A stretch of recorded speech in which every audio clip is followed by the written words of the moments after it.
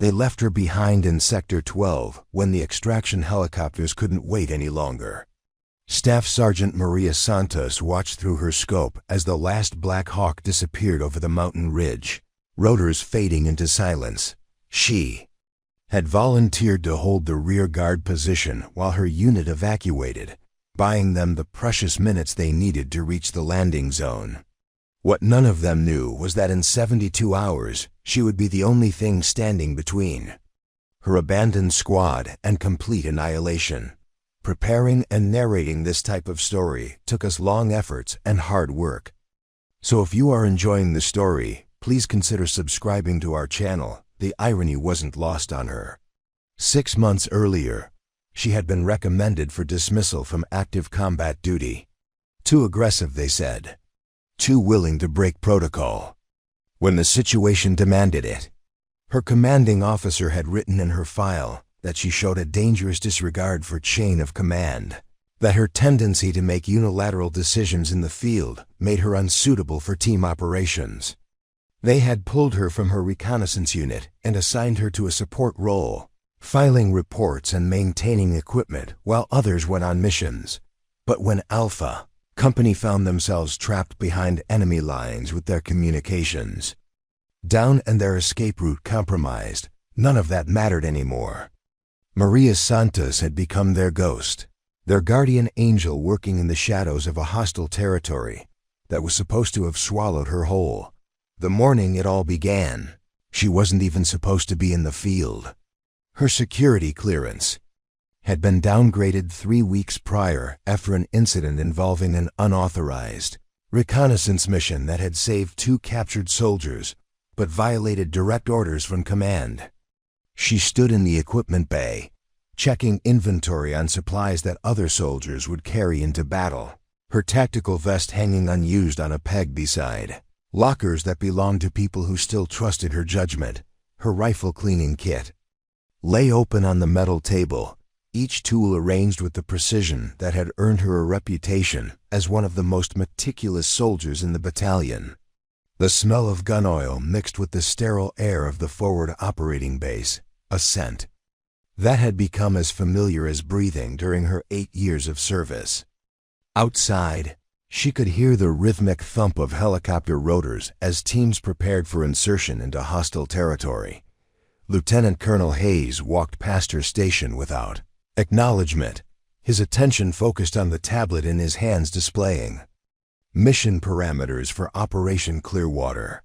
He had been the one to recommend her removal from active duty, citing her inability to follow orders during critical moments. Maria continued sorting ammunition, her movements efficient and practiced, giving no indication that she was listening to every word of the mission briefing happening 20 feet away. Alpha Company was being deployed to establish a forward observation post in the contested valley near the Pakistani border. Intelligence suggested minimal enemy presence, a routine reconnaissance mission that would provide valuable data about insurgent movement patterns in the region.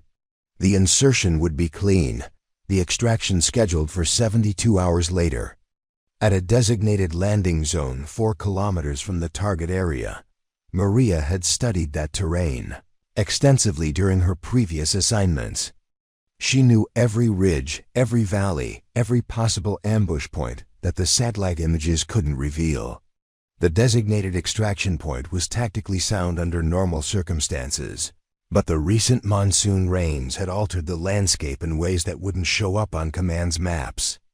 The dried riverbed they planned to use as an approach route was now a muddy trap that would slow movement and expose the team to enemy fire from elevated positions. She folded a requisition form and placed it in the completed stack, her expression neutral as she processed information that could save lives if anyone bothered to ask for her input. But her recommendations were no longer welcome in planning sessions. Her tactical assessments were filed away, unread. She had become background noise in an organization that had once valued her insights above almost anyone else's.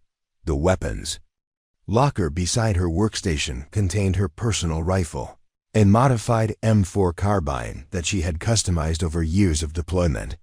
The scope had been zeroed for her specific shooting style, the stock adjusted for her frame, every component selected, and maintained according to standards that exceeded military requirements.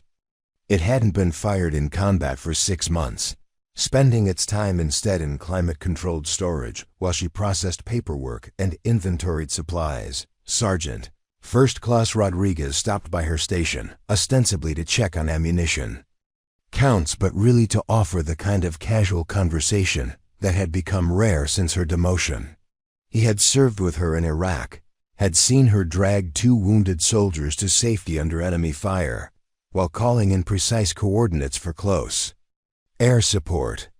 He understood better than most that her aggressive tactics had saved more lives than they had risked.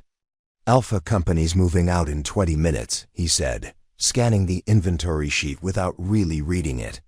"Routine observation mission.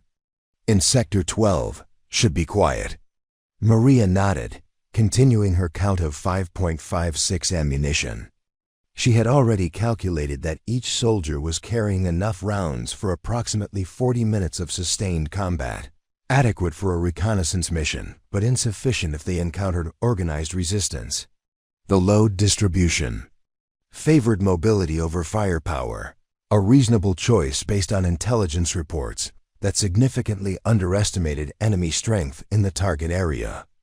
"The weather's supposed to hold," Rodriguez continued. "Clear skies for extraction on Thursday."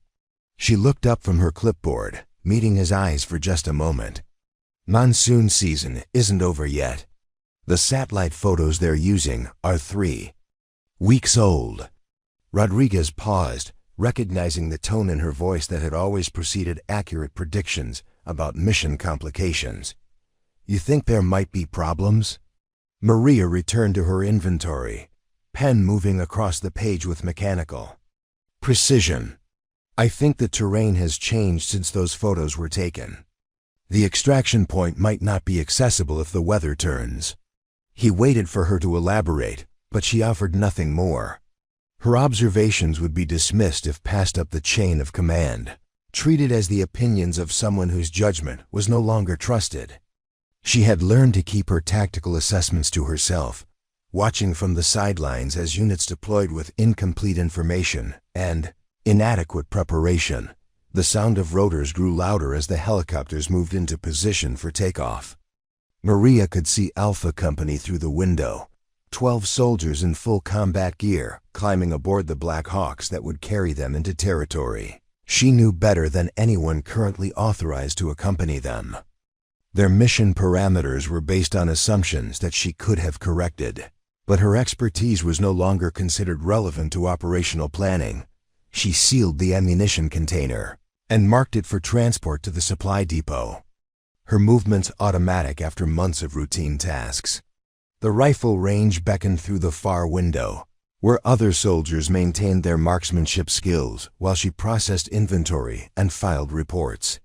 Her shooting scores remained perfect during quarterly assessments, but perfect scores on a controlled range meant nothing if you weren't trusted to pull the trigger. When lives depended on your accuracy, the helicopters lifted off in formation, banking east toward the mountains that formed the border between stability and chaos.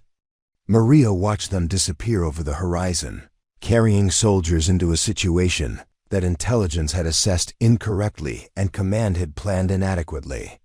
She returned to her paperwork, knowing that in 72 hours, when those helicopters returned for extraction, they would find an empty landing zone and no sign of the team. They had deployed with such confidence. None of them knew that she would already be moving through the darkness toward their position, carrying equipment she wasn't authorized to take and following routes that didn't exist on any official map. They had left her behind because they no longer trusted her judgment. Soon, that judgment would be the only thing standing between them. An annihilation. From which remote corner of the world are you watching this story unfold today? If tales of extraordinary courage and impossible circumstances inspire you, please consider subscribing to hear more untold stories of heroism that emerge from the shadows when everything else fails. These are the accounts of service members who never sought recognition but whose actions echo through the lives they saved. Reminders that true strength often operates in silence, unacknowledged by those who measure valor only in medals and official commendations. The forward operating base hummed with the controlled efficiency that defined military installations in contested territories. Concrete barriers formed geometric patterns around prefabricated buildings, their surfaces scarred by sandstorms and painted with identification numbers that changed whenever units rotated through the region. Guard towers rose at strategic intervals, manned by soldiers whose eyes swept constantly across terrain that could shift from peaceful to deadly without warning. Maria moved through this environment like someone who had become part of its infrastructure, invisible to the officers and senior enlisted personnel who hurried between briefing rooms and communication centers. She wore the same uniform as everyone else, down to the regulation boots and precisely positioned name tape, but her presence registered differently now.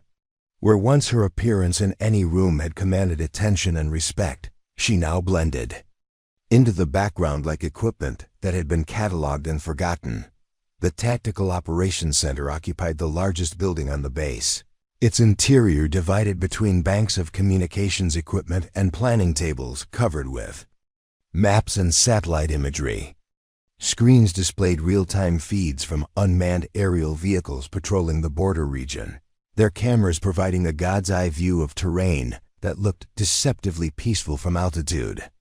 Radio chatter provided a constant soundtrack of position reports and status updates from units scattered across hundreds of square kilometers of hostile territory. Maria entered the operations center carrying a requisition form that needed approval from the duty officer, a task that required her presence but not her participation in any meaningful decision-making process. She stood near the periphery of the main planning area, close enough to hear conversations, but far enough away to avoid drawing attention to herself. The requisition form was legitimate, but it also provided cover for gathering information that might prove crucial in the days ahead. Major Peterson stood at the central planning table, pointing to grid coordinates on a laminated map while briefing his staff on current operations throughout the sector. His voice carried the confidence of someone accustomed to having his assessments accepted without question, each statement delivered with the authority that came from years of successful command experience. The briefing covered routine patrol schedules, supply convoys, and maintenance requirements for equipment operating in the harsh mountain environment. Alpha Company appeared on the status board as a green icon moving steadily toward their assigned observation post, their progress tracked through periodic radio checks that confirmed they were maintaining their planned route and timeline. The insertion had proceeded smoothly, with clear weather and no enemy contact reported during their movement to the target area. Intelligence estimates suggested they would encounter minimal resistance during their 72-hour mission, allowing them to establish their observation post and gather valuable data about insurgent activity patterns. Maria studied the map while pretending to review her paperwork, her eyes tracing the route that Alpha Company was following toward their destination. The path had been selected for its relative safety and ease of movement, avoiding known enemy positions and utilizing terrain features that provided concealment from observation. On paper, it represented sound tactical planning based on the best available intelligence and current understanding of enemy capabilities in the region. But Maria recognized details that the official intelligence reports had missed or dismissed as insignificant. The dried riverbed that formed part of their approach route had been altered by recent weather, creating bottlenecks that would slow movement and expose the team to observation from elevated positions. The observation post itself was positioned near a cave system that hadn't been fully explored, providing potential concealment for enemy forces that could monitor American activities without being detected. Captain Williams approached the duty officer with a communication from higher headquarters, his expression reflecting the mild irritation that typically accompanied administrative requirements that interrupted operational focus. The message concerned updated rules of engagement for operations near the border, restrictions that further limited the tactical options available to units operating in contested territory. Maria overheard enough of the conversation to understand that political considerations were increasingly constraining military operations, forcing commanders to operate with reduced flexibility in situations where adaptability could mean the difference between success and disaster. The communications sergeant monitored multiple radio frequencies simultaneously, his headset switching between channels as he tracked the status of various units throughout the sector. Most of the traffic consisted of routine position reports and administrative coordination, the mundane details that kept military operations functioning smoothly. Occasionally, a transmission would carry the tension of units moving through dangerous terrain or responding to potential threats, but the morning had remained relatively quiet across all sectors. Maria submitted her requisition form to the duty officer, a lieutenant who barely glanced at the document before adding his signature and returning it to her. The interaction lasted less than 30 seconds, just long enough for her to confirm that no changes had been made to Alpha Company's extraction timeline or procedures. Their pickup was still scheduled for Thursday morning at the designated landing zone, assuming they maintained their current operational schedule and encountered no significant complications. The weather forecast displayed on one of the secondary monitors showed increasing cloud cover moving in from the west, with a possibility of precipitation beginning sometime Wednesday evening. The meteorological data suggested that conditions would remain within acceptable parameters for helicopter operations, but Maria recognized patterns in the cloud formations that indicated more severe weather than the official forecast predicted. The monsoon season had been unpredictable this year, with storms developing more rapidly and intensely than historical data suggested was typical for the region. She left the operations center and walked toward the supply depot, carrying her approved requisition and maintaining the unhurried pace of someone completing routine administrative tasks.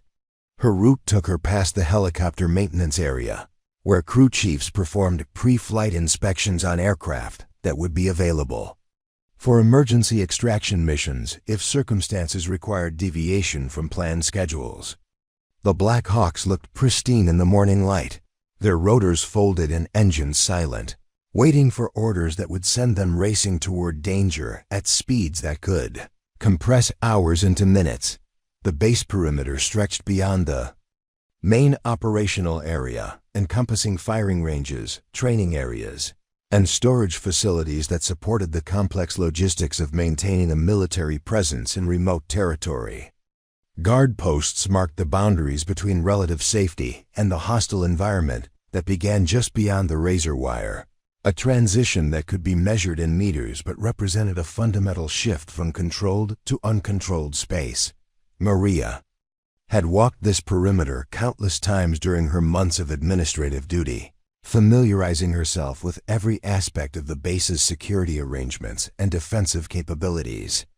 She knew which guard posts offered the best visibility during different times of day, which sections of the perimeter were most vulnerable to infiltration, and which routes provided the most concealed movement for someone who needed to leave the base without official authorization.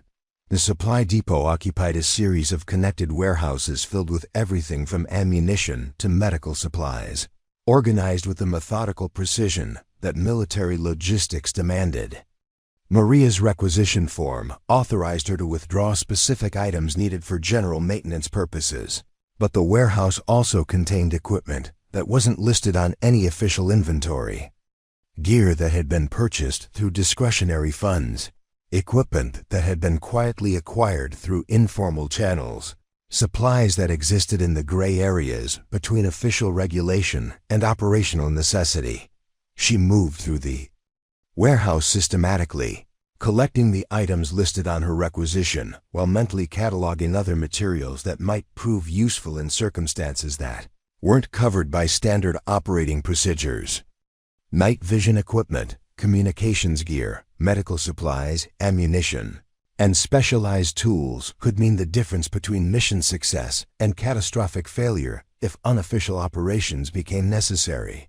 The warehouse supervisor checked her paperwork with the thoroughness of someone who had learned that attention to detail prevented larger problems from developing. He verified each item against the approved list, confirming quantities and obtaining her signature on documentation that would satisfy auditors and supply chain managers. The process took 15 minutes, long enough for Maria to complete her mental inventory of resources that could be accessed without triggering official scrutiny. Outside the warehouse, the morning routine continued with the predictable rhythm that characterized military life. Soldiers moved between assignments. Vehicles carried supplies and personnel to various destinations around the base, and radio communications provided a constant stream of status updates and coordination messages.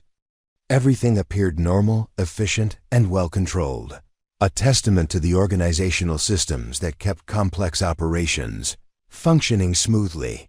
But Maria understood that this appearance of control was largely illusory, dependent on circumstances that could change rapidly and without warning. The military's strength lay in its ability to plan and execute complex operations, but its weakness was an institutional reluctance to deviate from established procedures when situations demanded flexibility. She had built her reputation on recognizing when standard approaches would fail and adapting accordingly, a skill that had saved lives but ultimately cost her the trust of superiors who valued predictability over effectiveness.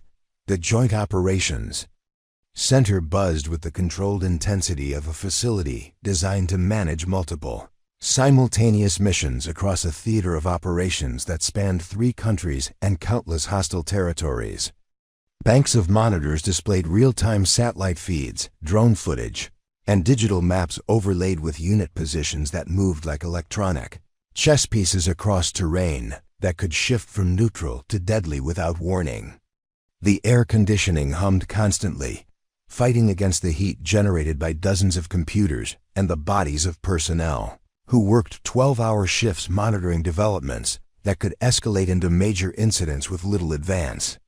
Notice. Maria entered the facility carrying a maintenance report that required filing with the operations staff, her presence authorized but unremarkable among the constant flow of personnel who moved between workstations and briefing areas. She wore the same digital camouflage uniform as everyone else, her rank insignia and unit patches identifying her as someone who belonged in the facility, but whose current duties placed her at the periphery of active operations. Her movement through this space was purposeful but unhurried, that of someone completing routine administrative tasks, rather than gathering intelligence that could prove crucial in the hours ahead. Colonel Martinez stood at the primary situation display, his attention focused on a detailed briefing being delivered by the intelligence officer, responsible for monitoring enemy activity throughout the sector. The presentation covered recent patterns in insurgent movement, weapons caches that had been discovered and destroyed, and communication intercepts that suggested increased coordination among hostile groups operating near the border region. Each piece of information was analyzed and categorized according to its relevance to current operations, creating a comprehensive picture of the threat environment that American forces faced daily.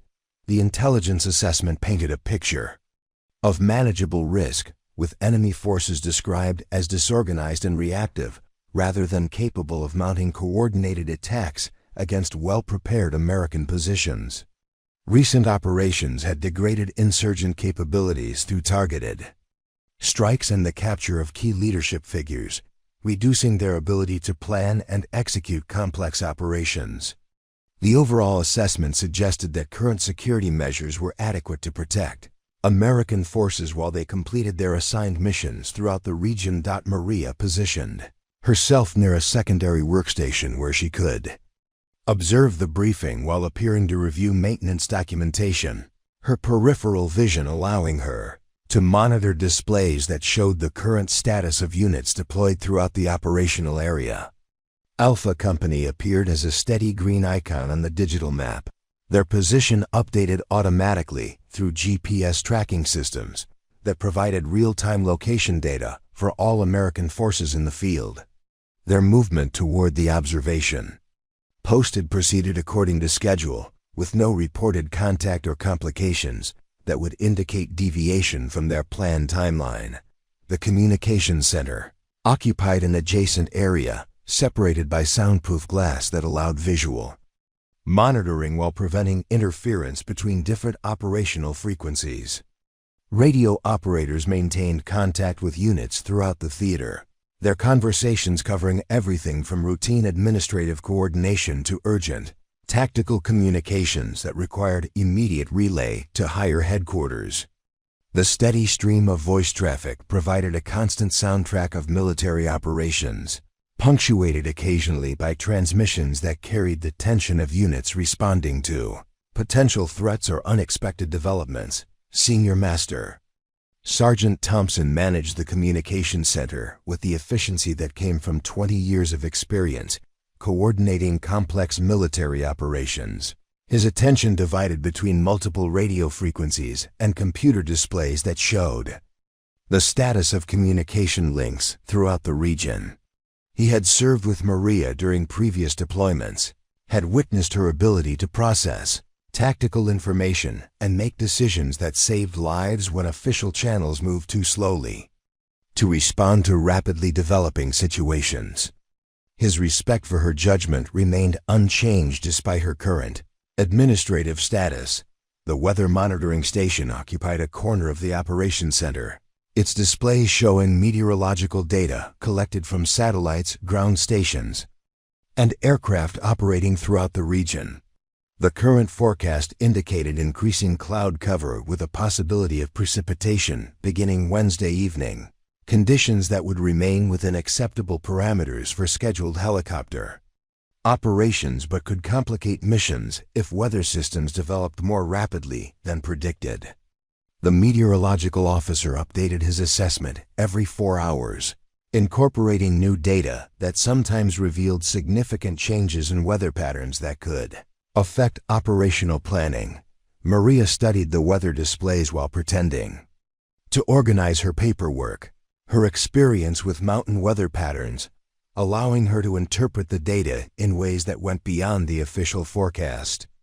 The cloud formations visible on satellite imagery showed characteristics that suggested more severe weather was developing than current predictions indicated, with atmospheric conditions that could produce sudden storms, capable of grounding aircraft and stranding ground forces in hostile territory. The official forecast was based on computer models that didn't adequately account for the unique meteorological patterns that occurred in the mountainous border region. Captain Rodriguez entered the operations center carrying a status report from the logistics section, his presence prompting brief conversations with several officers who needed updates on supply schedules and equipment availability. His route through the facility took him past Maria's position, providing an opportunity for casual interaction that wouldn't attract attention from personnel who might question unauthorized information sharing. Their conversation appeared to focus on administrative matters, but subtle exchanges of information occurred through carefully worded comments about routine operational details. Supply convoys running behind schedule, Rodriguez mentioned while reviewing his documentation. Weather delay at the staging area might affect Thursday's transportation requirements. Maria nodded, understanding that he was providing information about potential complications that could affect Alpha Company's extraction timeline. Equipment maintenance is current, no outstanding issues that would impact scheduled operations. The exchange lasted less than 2 minutes, but it confirmed that multiple factors were beginning to align in ways that could create significant problems for units operating in remote locations. Supply delays suggested that support resources might not be available if emergency extraction became necessary, while equipment status indicated that backup systems were functioning but hadn't been tested under the extreme conditions that severe weather could create. The tactical planning section occupied a raised area that provided oversight of the entire operations center.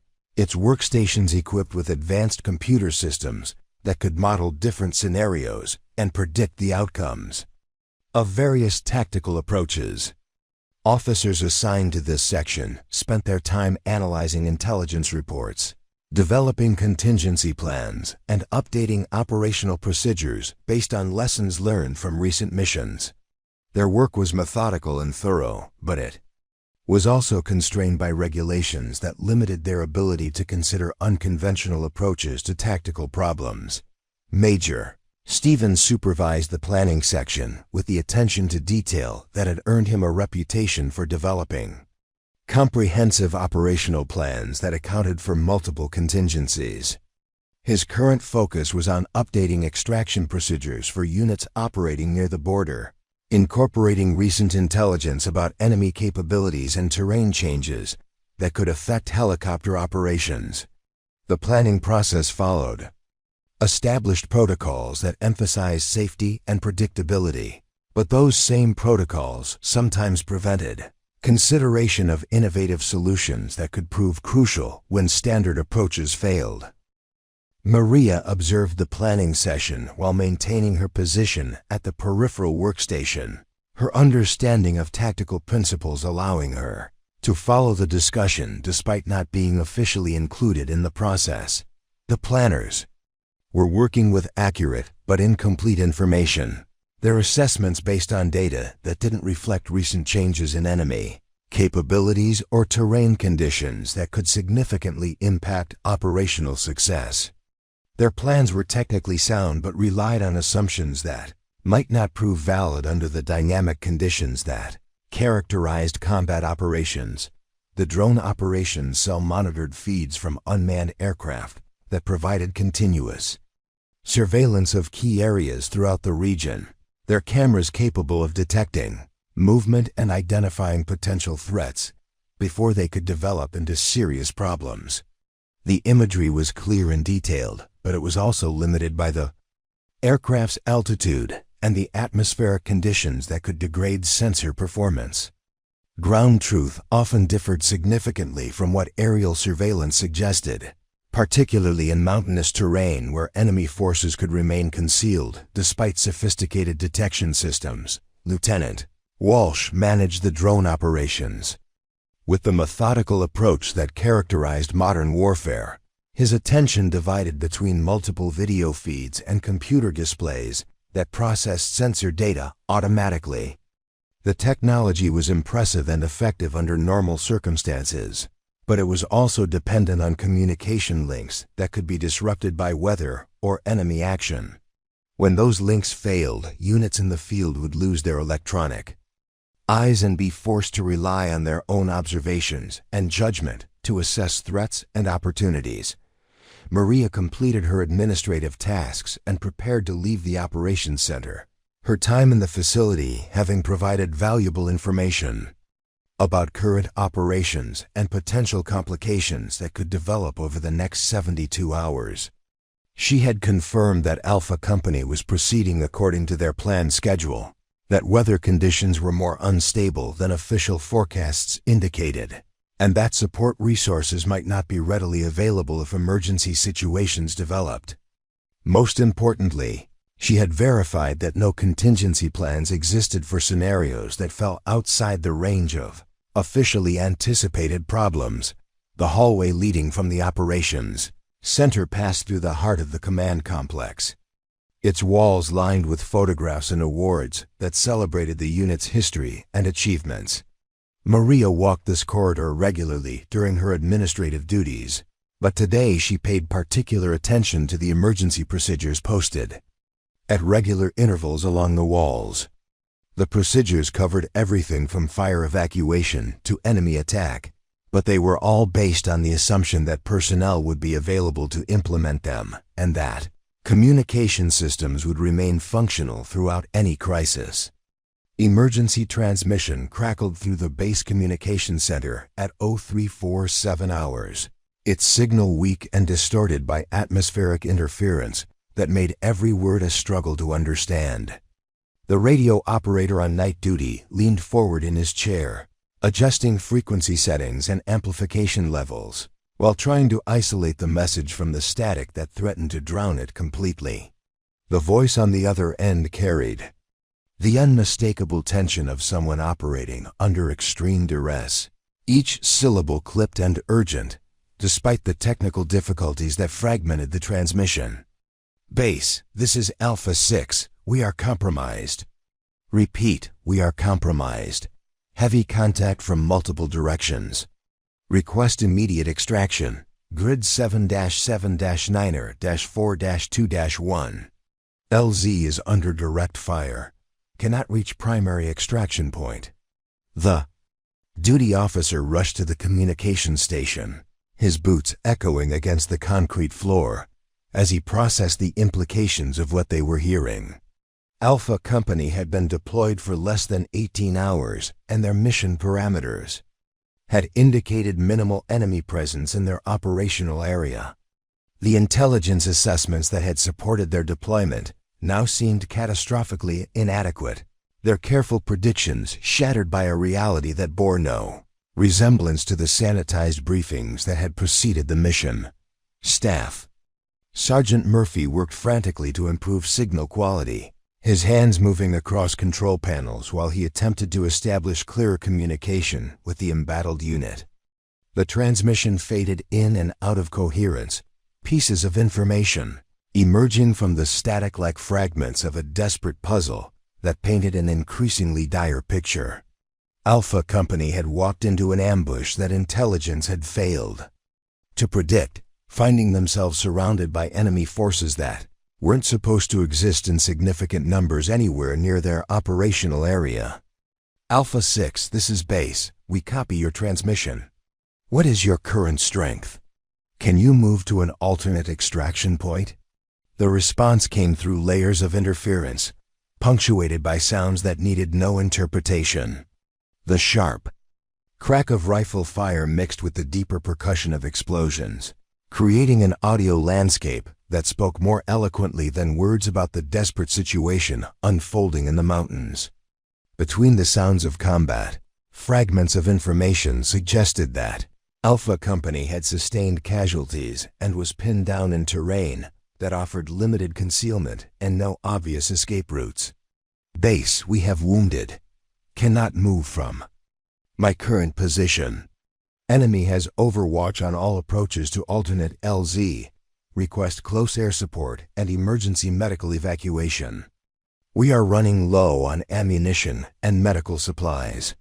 Lieutenant Colonel Hayes arrived in the operations center within minutes of being notified, his uniform hastily assembled and his expression reflecting the grim reality that every commander faced when units under his responsibility encountered situations that exceeded their capacity to handle independently.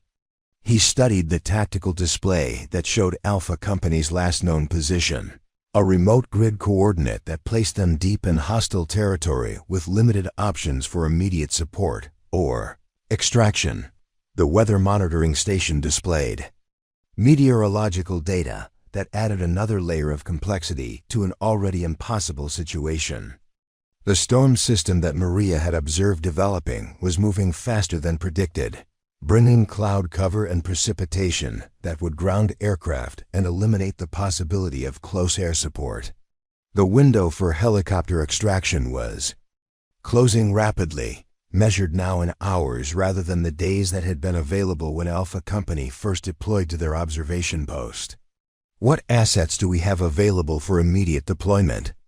Hayes demanded, his voice carrying the controlled tension of someone accustomed to making life-and-death decisions under extreme pressure. The operations officer consulted multiple displays before responding, his assessment delivered with the precision that military planning demanded even under emergency conditions. 2 Black Hawks are available, but weather is degrading rapidly. Close air support is grounded due to ceiling limitations. Quick reaction force is prepared for deployment, but insertion would require flying through the same weather that's preventing other air operations. Maria entered the operations center carrying a routine status report, her presence coinciding with the crisis, purely by chance, according to anyone who might question her timing. She positioned herself near a peripheral workstation where she could monitor the developing situation while maintaining the appearance of conducting normal administrative duties.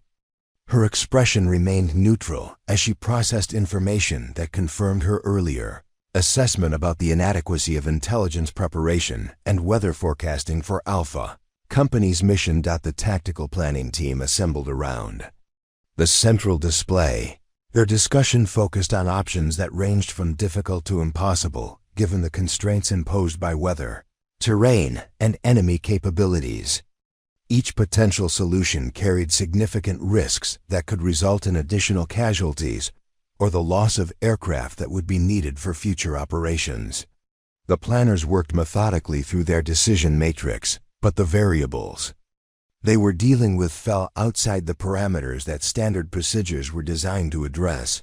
Major Stevens coordinated the planning effort with the systematic approach that had served him well during previous crises, but this situation presented challenges that couldn't be resolved through conventional tactical thinking. The enemy had demonstrated capabilities that exceeded intelligence estimates. The weather was deteriorating faster than meteorological models had predicted, and Alpha Company was trapped in terrain that provided minimal options for movement or extraction.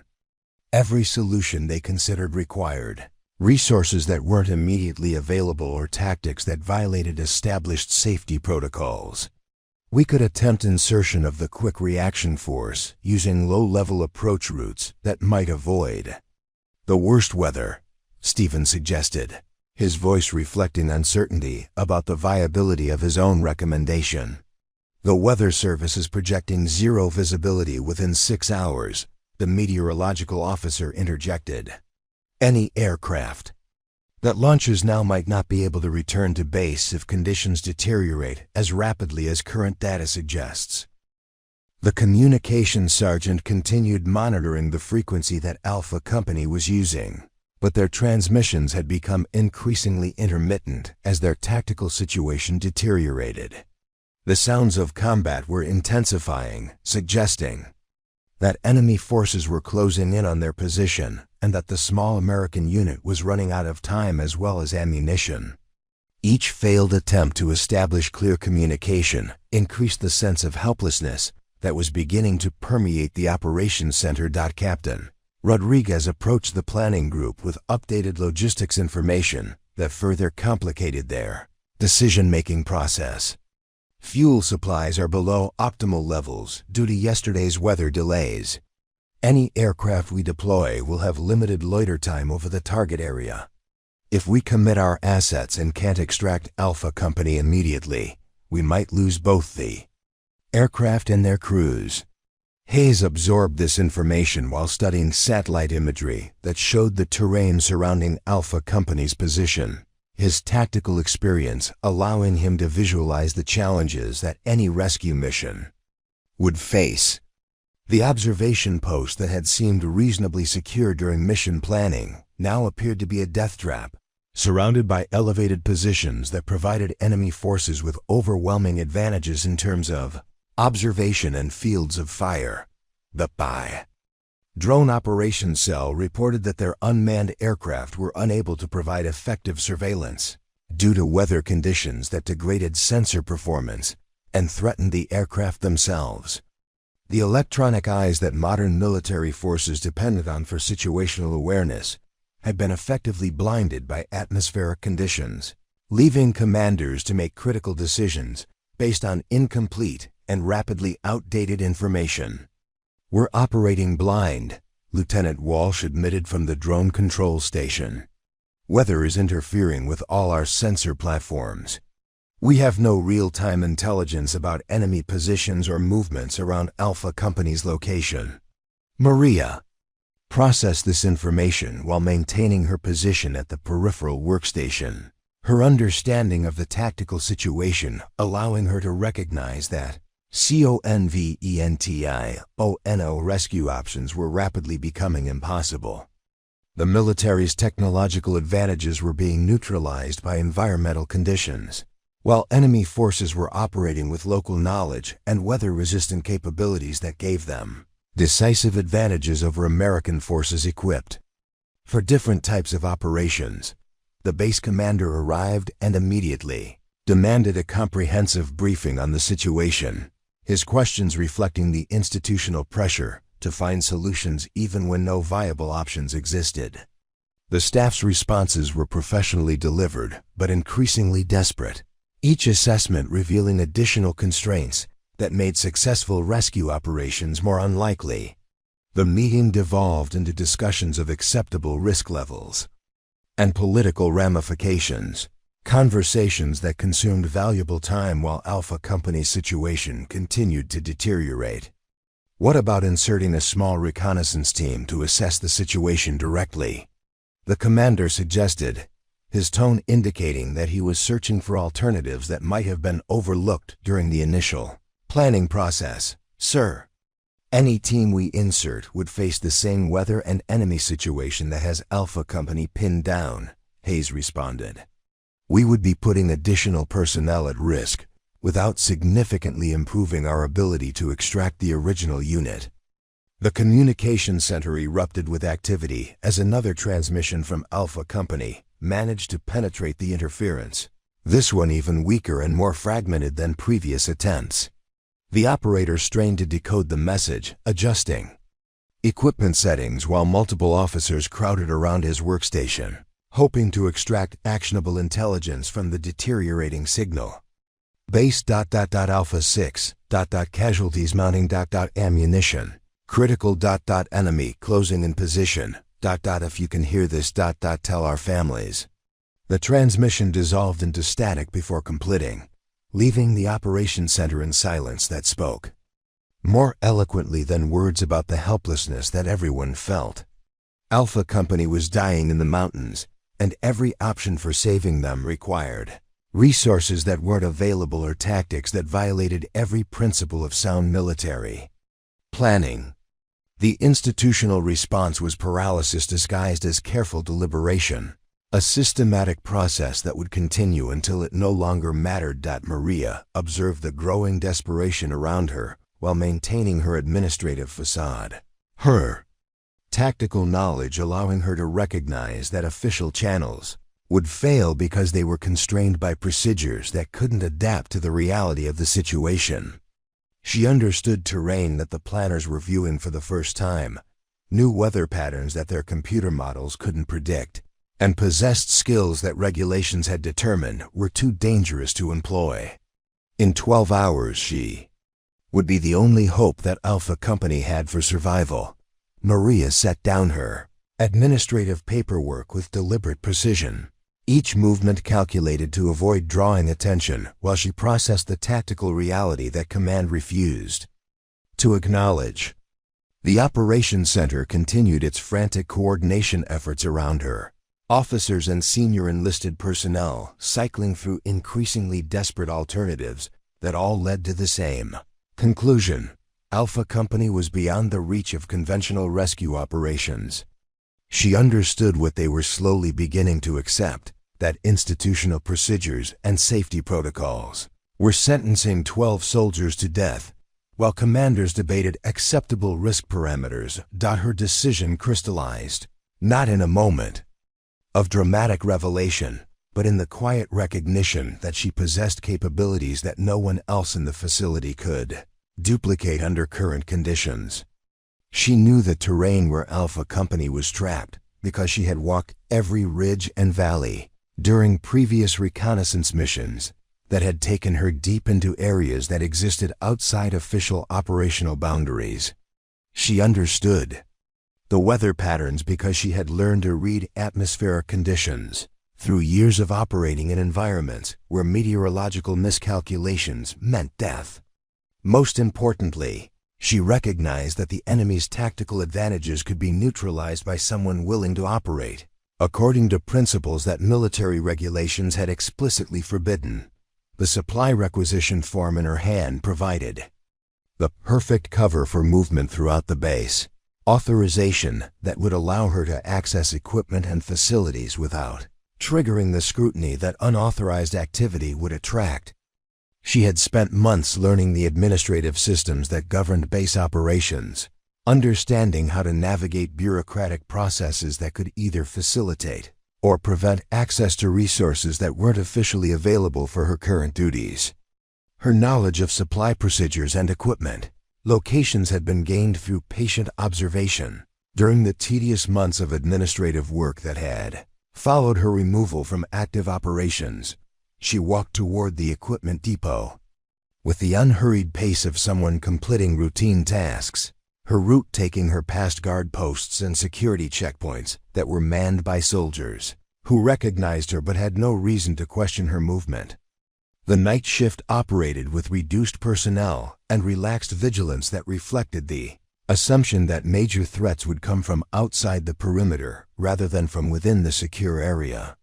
Her familiarity with base security procedures allowed her to move efficiently while avoiding areas where her presence might prompt questions that she wasn't prepared to answer.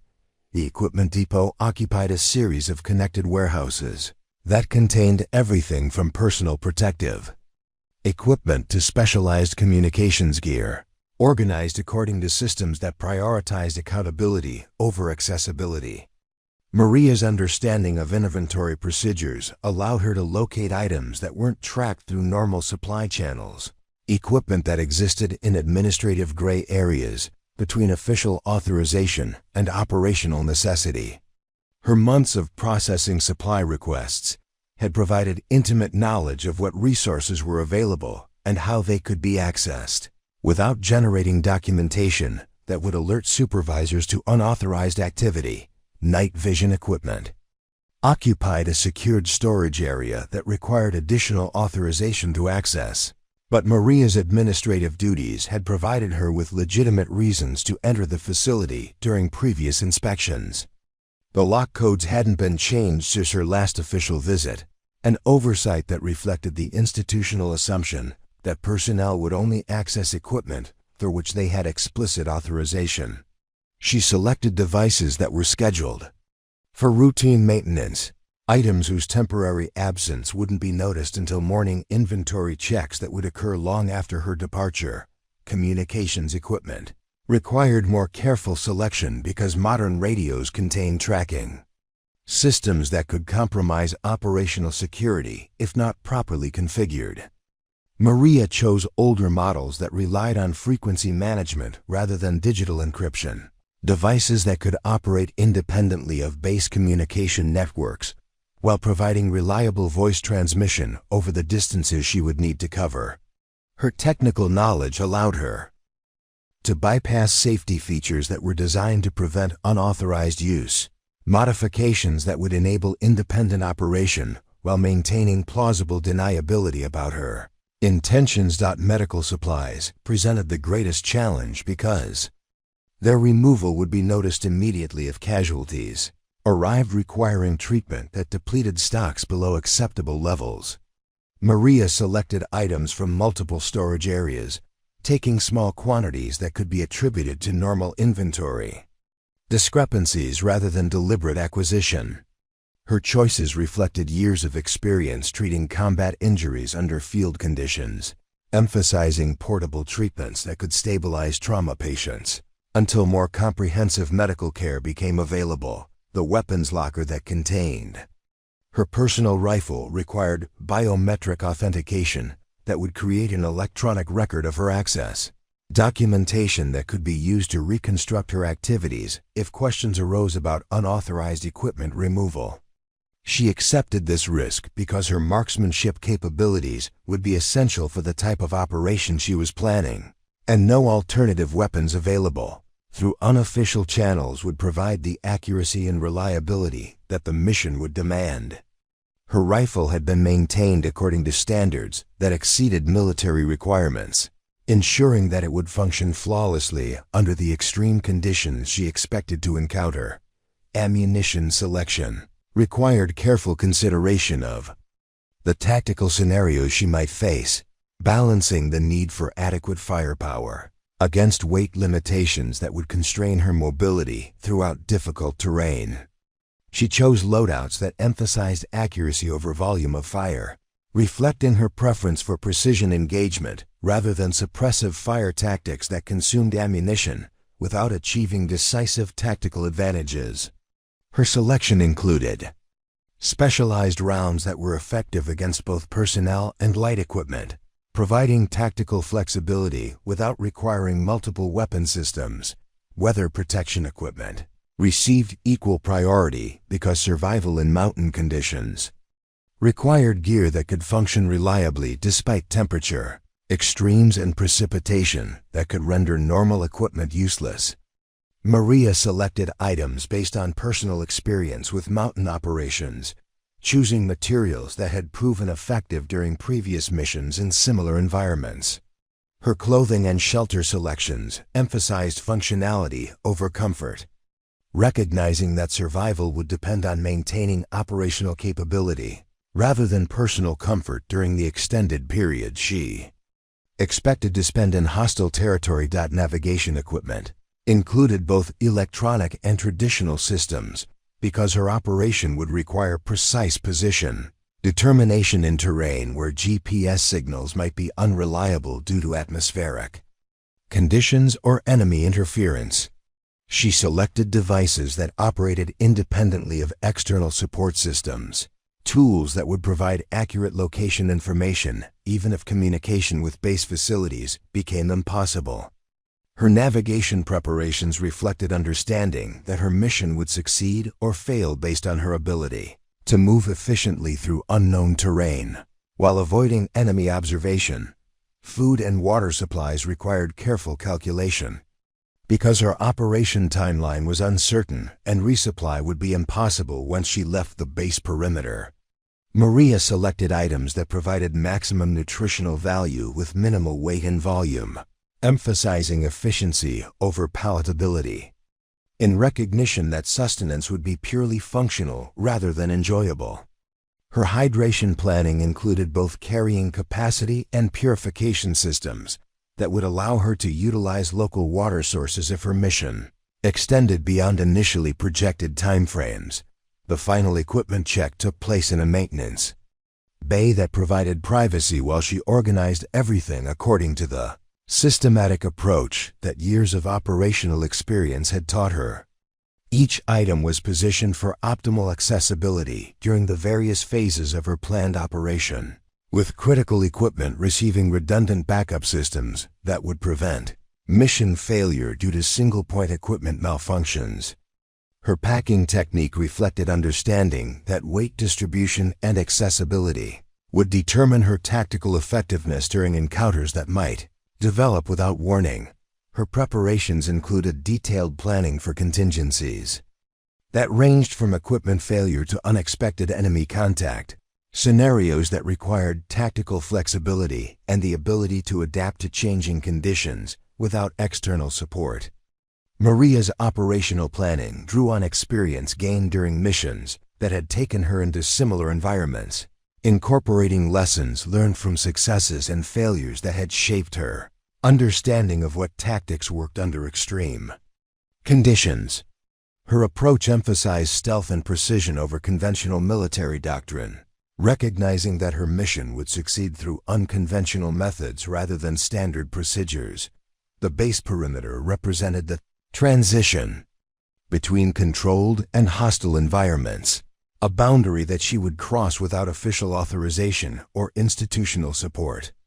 Her exit strategy utilized knowledge gained through months of observing security procedures and guard rotations, understanding when and where departures would be least likely to attract attention from personnel, whose duties included preventing unauthorized movement.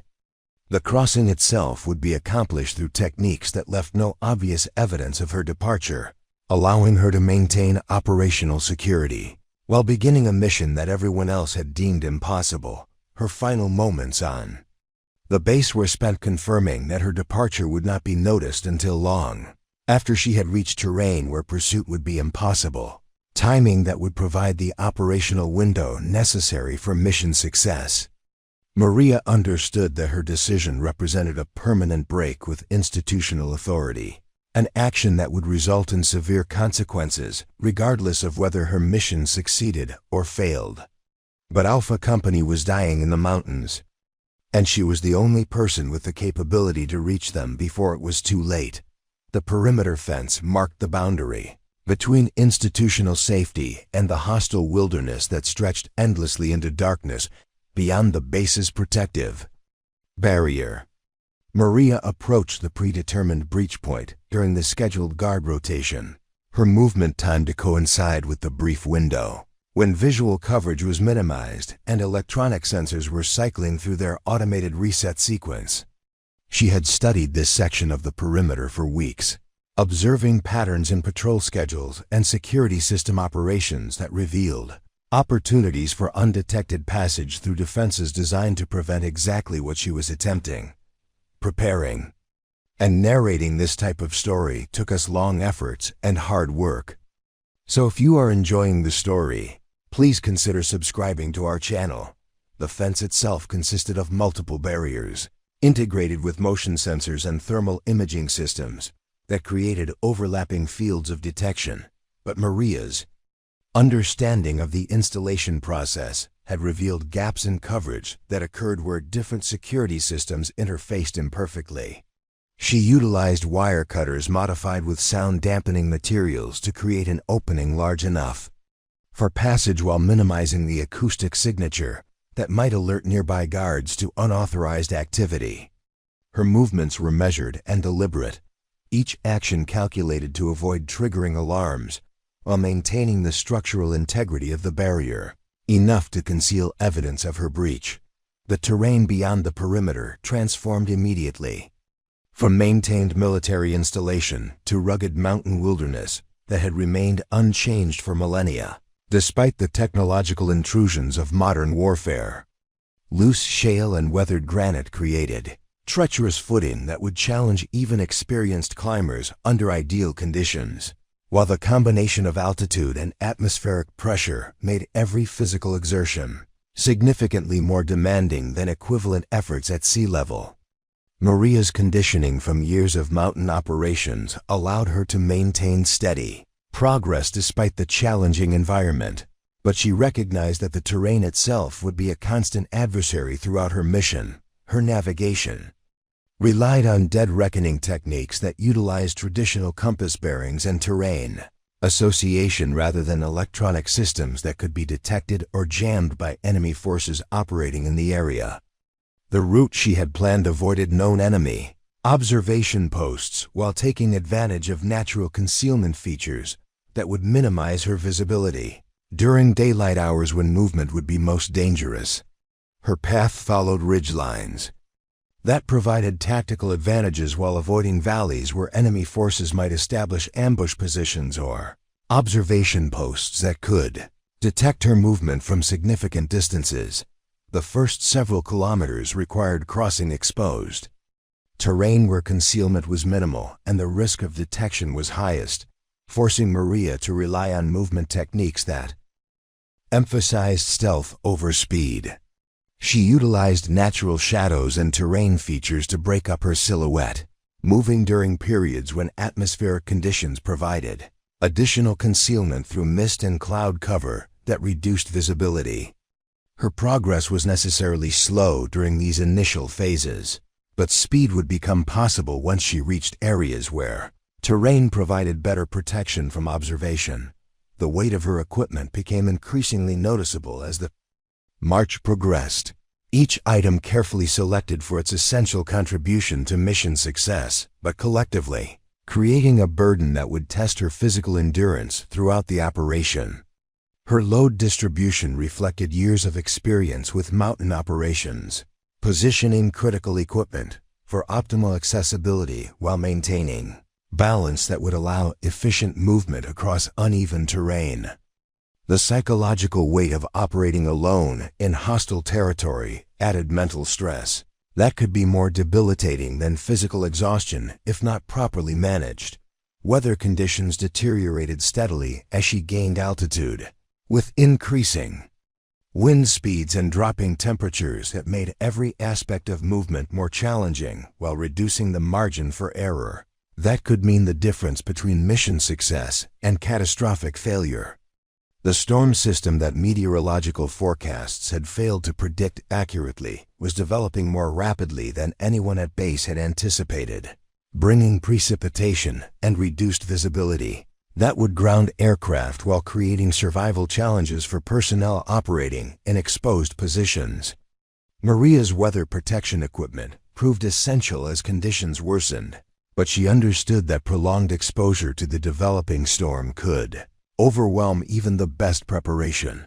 The enemy presence in the area became evident through subtle indicators that would have been missed by personnel lacking extensive reconnaissance experience, but which provided Maria with valuable intelligence about hostile force disposition and movement patterns. She observed tracks that indicated recent passage of armed groups, camouflaged observation positions that suggested ongoing surveillance operations, and communication equipment installations that enabled coordination between enemy units operating throughout the region. Her ability to recognize and interpret these indicators allowed her to avoid detection while gaining understanding of the tactical situation that Alpha Company was facing. Her movement technique adapted continuously to the changing tactical environment, utilizing lessons learned from years of operating in similar terrain against enemies who possessed intimate knowledge of local conditions and terrain features. She employed techniques that minimized physical evidence of her passage, avoiding areas where tracks would be obvious while taking advantage of natural features that would conceal signs of movement. Her approach emphasized patience over speed, recognizing that detection would result in mission failure regardless of how quickly she could reach Alpha Company's position. The communications equipment she carried allowed periodic monitoring of military frequencies without transmitting signals that could reveal her presence to enemy forces operating sophisticated direction-finding equipment in the area. She confirmed that base operations were continuing their attempts to coordinate conventional rescue missions, but the deteriorating weather had eliminated most options for air support or helicopter extraction. The desperation in radio communications was becoming increasingly evident as commanders recognized that their standard procedures were inadequate to address the tactical reality that Alpha Company was facing. Terrain analysis became increasingly critical as she approached areas where enemy activity was heaviest, requiring route modifications that balanced the need for concealment against the time constraints imposed by Alpha Company's deteriorating tactical situation. Maria's understanding of mountain warfare allowed her to identify approach routes that would provide tactical advantages while avoiding areas where enemy forces were most likely to establish observation posts or ambush positions. Her route selection reflected integration of multiple factors, including terrain analysis, weather considerations, and enemy capabilities that collectively determined the feasibility of reaching Alpha Company undetected. The physical demands of mountain movement in adverse conditions began testing endurance levels that had been maintained through years of intensive physical training, but which were being challenged by the combination of altitude, weather, and equipment load that characterized her current operation. Maria's conditioning allowed her to maintain steady progress despite increasing fatigue, but she understood that her physical capabilities would be essential during the tactical phases of her mission, when combat effectiveness would determine whether Alpha Company survived their current predicament. Her fitness had been maintained during months of administrative duty through training that prepared her for exactly the type of operation she was now conducting. Night vision equipment became essential, as darkness reduced natural visibility while providing concealment that allowed more aggressive movement techniques without increasing the risk of detection by enemy forces. Her familiarity with night operations enabled efficient navigation through terrain that would have been impossible for personnel lacking specialized training and equipment, but which represented Maria's preferred operational environment. The darkness that hampered conventional military operations provided her with tactical advantages that offset the numerical superiority that enemy forces possessed in the operational area. The tactical situation continued evolving as she monitored communication frequencies that revealed increasing desperation in Alpha Company's transmissions and growing recognition at base that conventional rescue options were no longer viable. Weather conditions had eliminated the possibility of air support or helicopter extraction, while enemy forces were tightening their encirclement of the American position in preparation for a final assault that would overwhelm the small reconnaissance unit. Maria understood that she was racing against time constraints that were measured in hours rather than days, with mission success dependent on reaching Alpha Company before their tactical situation became completely untenable. Her approach to the target area required increasingly sophisticated movement techniques as she entered terrain where enemy presence was heaviest and the risk of detection was maximized by the concentration of hostile forces. She utilized techniques learned during specialized training courses that emphasized stealth and concealment over conventional tactical doctrine, recognizing that her mission would succeed through unconventional methods rather than standard military procedures. Her movement became almost imperceptible as she closed distance to Alpha Company's position, each step planned and executed with precision that reflected years of experience operating in environments where detection meant death. The final kilometers of her approach took her through terrain that was actively patrolled by enemy forces searching for additional American positions and escape routes that Alpha Company might attempt to utilize. Maria's reconnaissance skills allowed her to identify and avoid enemy patrols, while gathering intelligence about their disposition and capabilities that would prove essential during the tactical phases of her mission. Her ability to remain undetected while operating in an area saturated with hostile forces demonstrated the effectiveness of unconventional tactics that military regulations had deemed too risky for standard operations. Enemy communications intercepts revealed tactical plans that confirmed Alpha Company's desperate situation while providing Maria with intelligence about hostile force capabilities and intentions that could be exploited during rescue operations. The enemy was preparing for a coordinated assault that would overwhelm American defensive positions through numerical superiority and intimate knowledge of local terrain features. Maria understood that her intervention would need to occur before this assault commenced, requiring tactical timing that would maximize the element of surprise, while minimizing exposure to hostile fire during extraction operations. Her final preparations included detailed reconnaissance of Alpha Company's position and the surrounding terrain that enemy forces were using to maintain their encirclement, intelligence gathering that would enable her to develop tactical plans for breaking the siege and extracting the trapped American unit. The reconnaissance revealed that conventional rescue approaches would be impossible due to enemy positioning and terrain limitations, but also identified opportunities for unconventional tactics that could succeed through precise execution and tactical surprise.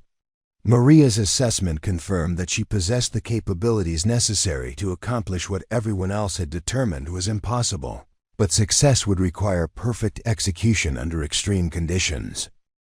The ridgeline above Alpha Company's position provided Maria with her first direct observation of the tactical nightmare that intelligence assessments had failed to predict or prepare for during mission planning phases. Through her scope, she could see the remnants of what had been a 12-man reconnaissance unit now reduced to 8 effective soldiers, defending a hastily constructed perimeter that was being systematically compressed by enemy forces operating with sophisticated coordination and overwhelming numerical superiority. The observation post that had appeared secure during satellite analysis was actually a death trap, surrounded by elevated positions that provided enemy forces with commanding fields of fire and multiple concealed approach routes. Enemy positions formed an irregular semicircle around the American defensive perimeter, with fighting positions expertly constructed to take advantage of natural terrain features, while remaining invisible to aerial observation or satellite surveillance. Maria counted at least 40 hostile combatants in prepared positions, with additional forces moving through concealment that suggested the total enemy strength exceeded 60 fighters armed with weapons, ranging from assault rifles to crew-served machine guns and rocket-propelled grenades.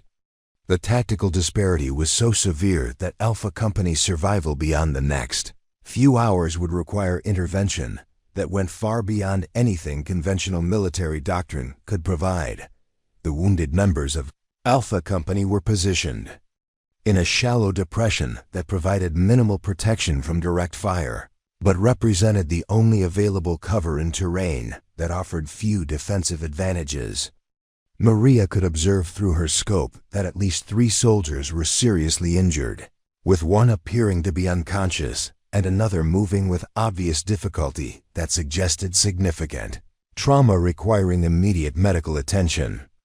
The unit's medic was working frantically to stabilize casualties while maintaining his own defensive position, but his medical supplies appeared to be nearly exhausted after 18 hours of treating combat injuries under impossible conditions. Alpha Company's ammunition situation was critical, evidenced by the increasingly disciplined fire control that indicated soldiers were conserving rounds for targets that presented immediate threats rather than engaging enemy positions at maximum effective range. Their M4 carbines were designed for engagements at moderate distances, but the terrain forced them into long-range defensive shooting that quickly depleted ammunition while providing minimal tactical advantage against enemy forces operating from concealed positions. Maria observed that their saw gunner was firing in short, precise bursts rather than the sustained fire that would normally be employed to suppress enemy advances.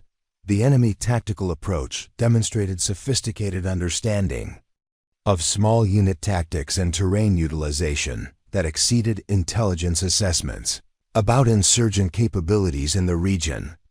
They were employing coordinated movement techniques that kept American defenders under constant pressure while avoiding exposure to concentrated defensive fire, advancing through terrain features that provided concealment while maintaining communication, and coordination that suggested professional military training rather than irregular fighter capabilities.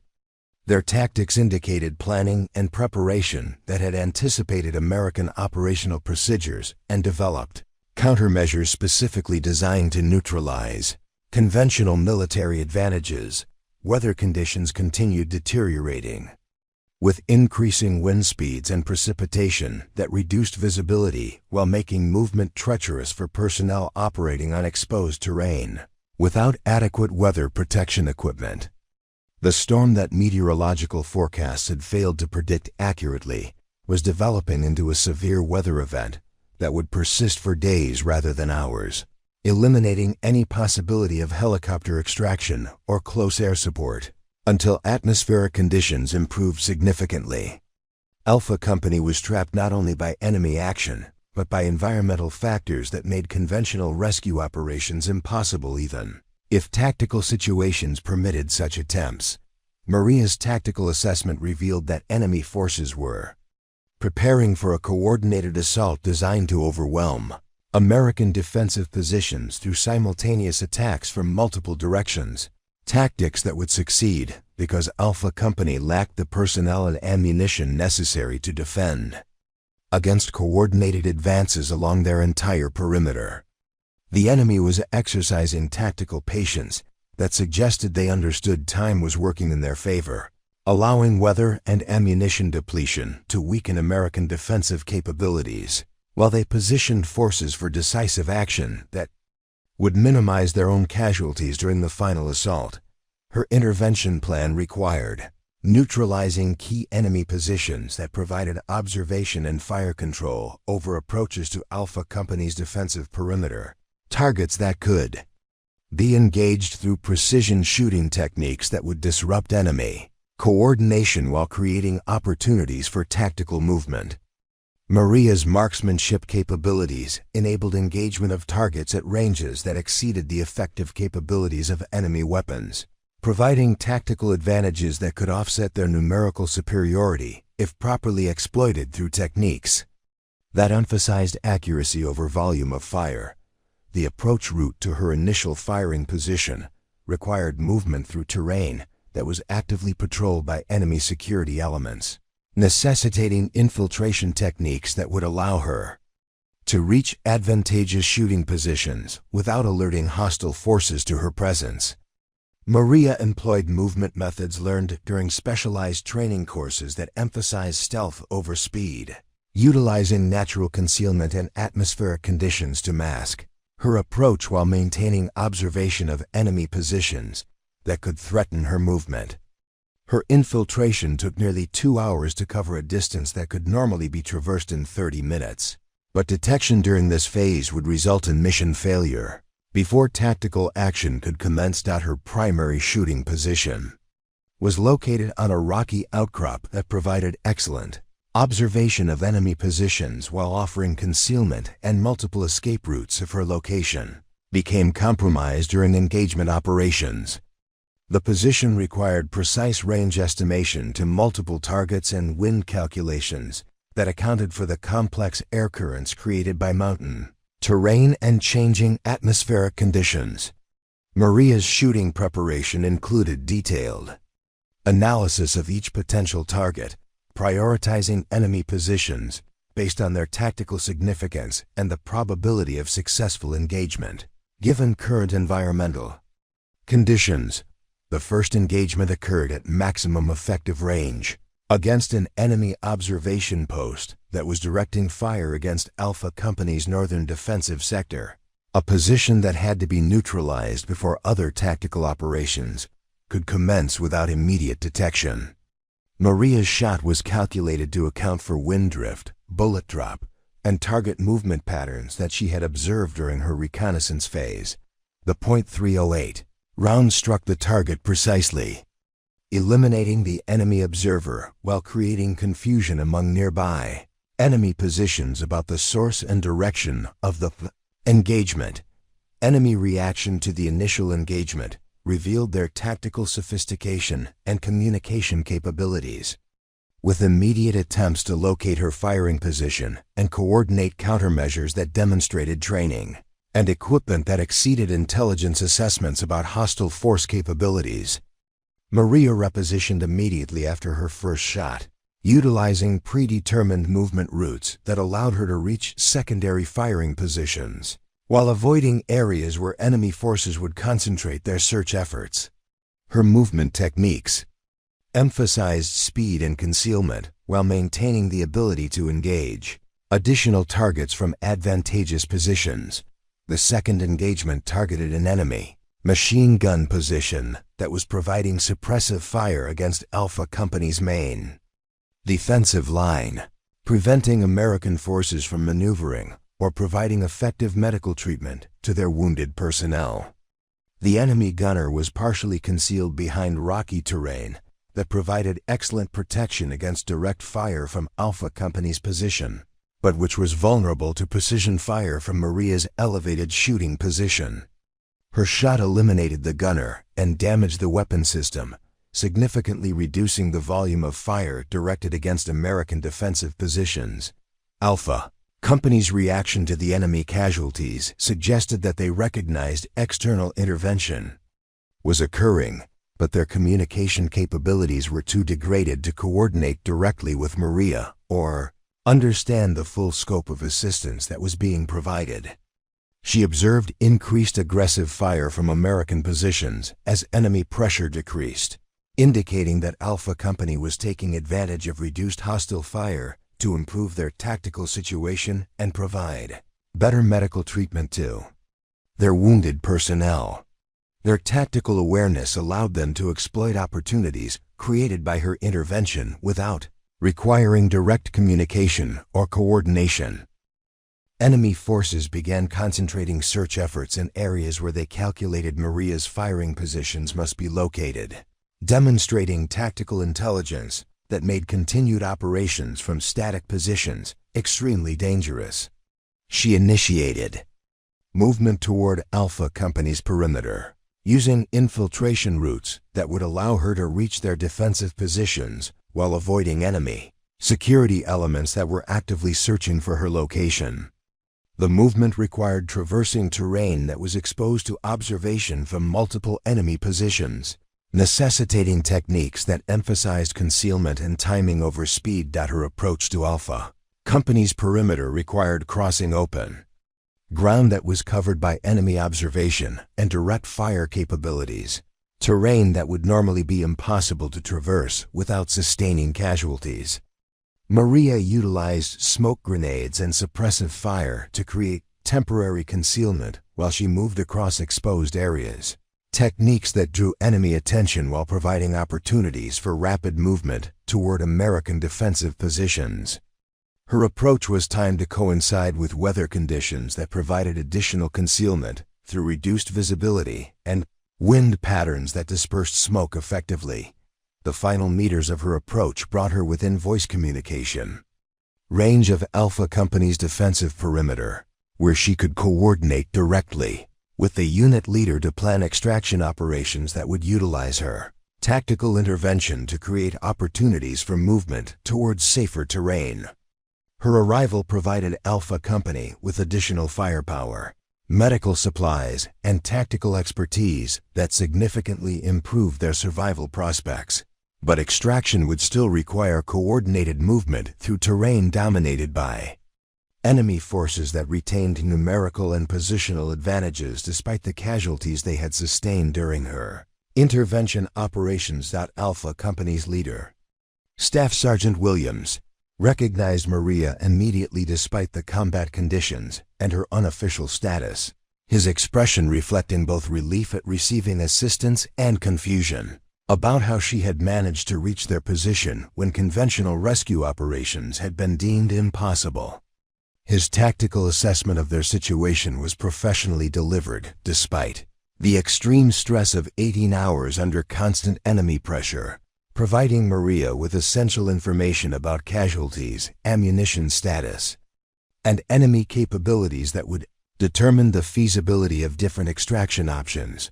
The institutional response arrived with the mechanical precision that characterized military crisis management, but their helicopters circled uselessly above cloud cover that made landing impossible while enemy forces maintained control of every viable extraction point within a 20-kilometer radius of Alpha Company's position.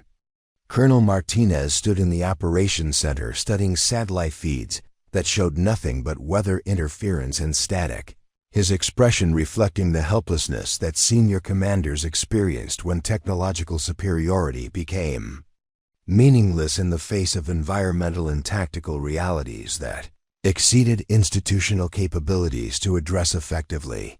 Major Stevens coordinated frantically with aviation units that possessed neither the weather clearance nor the tactical situation awareness necessary to conduct rescue operations in terrain that was actively contested by enemy forces operating with sophisticated anti-aircraft capabilities.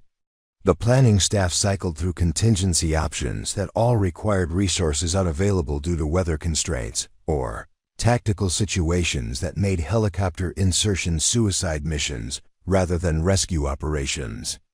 Their systematic approach to problem solving was being defeated by variables that fell outside the parameters that standard military doctrine was designed to address.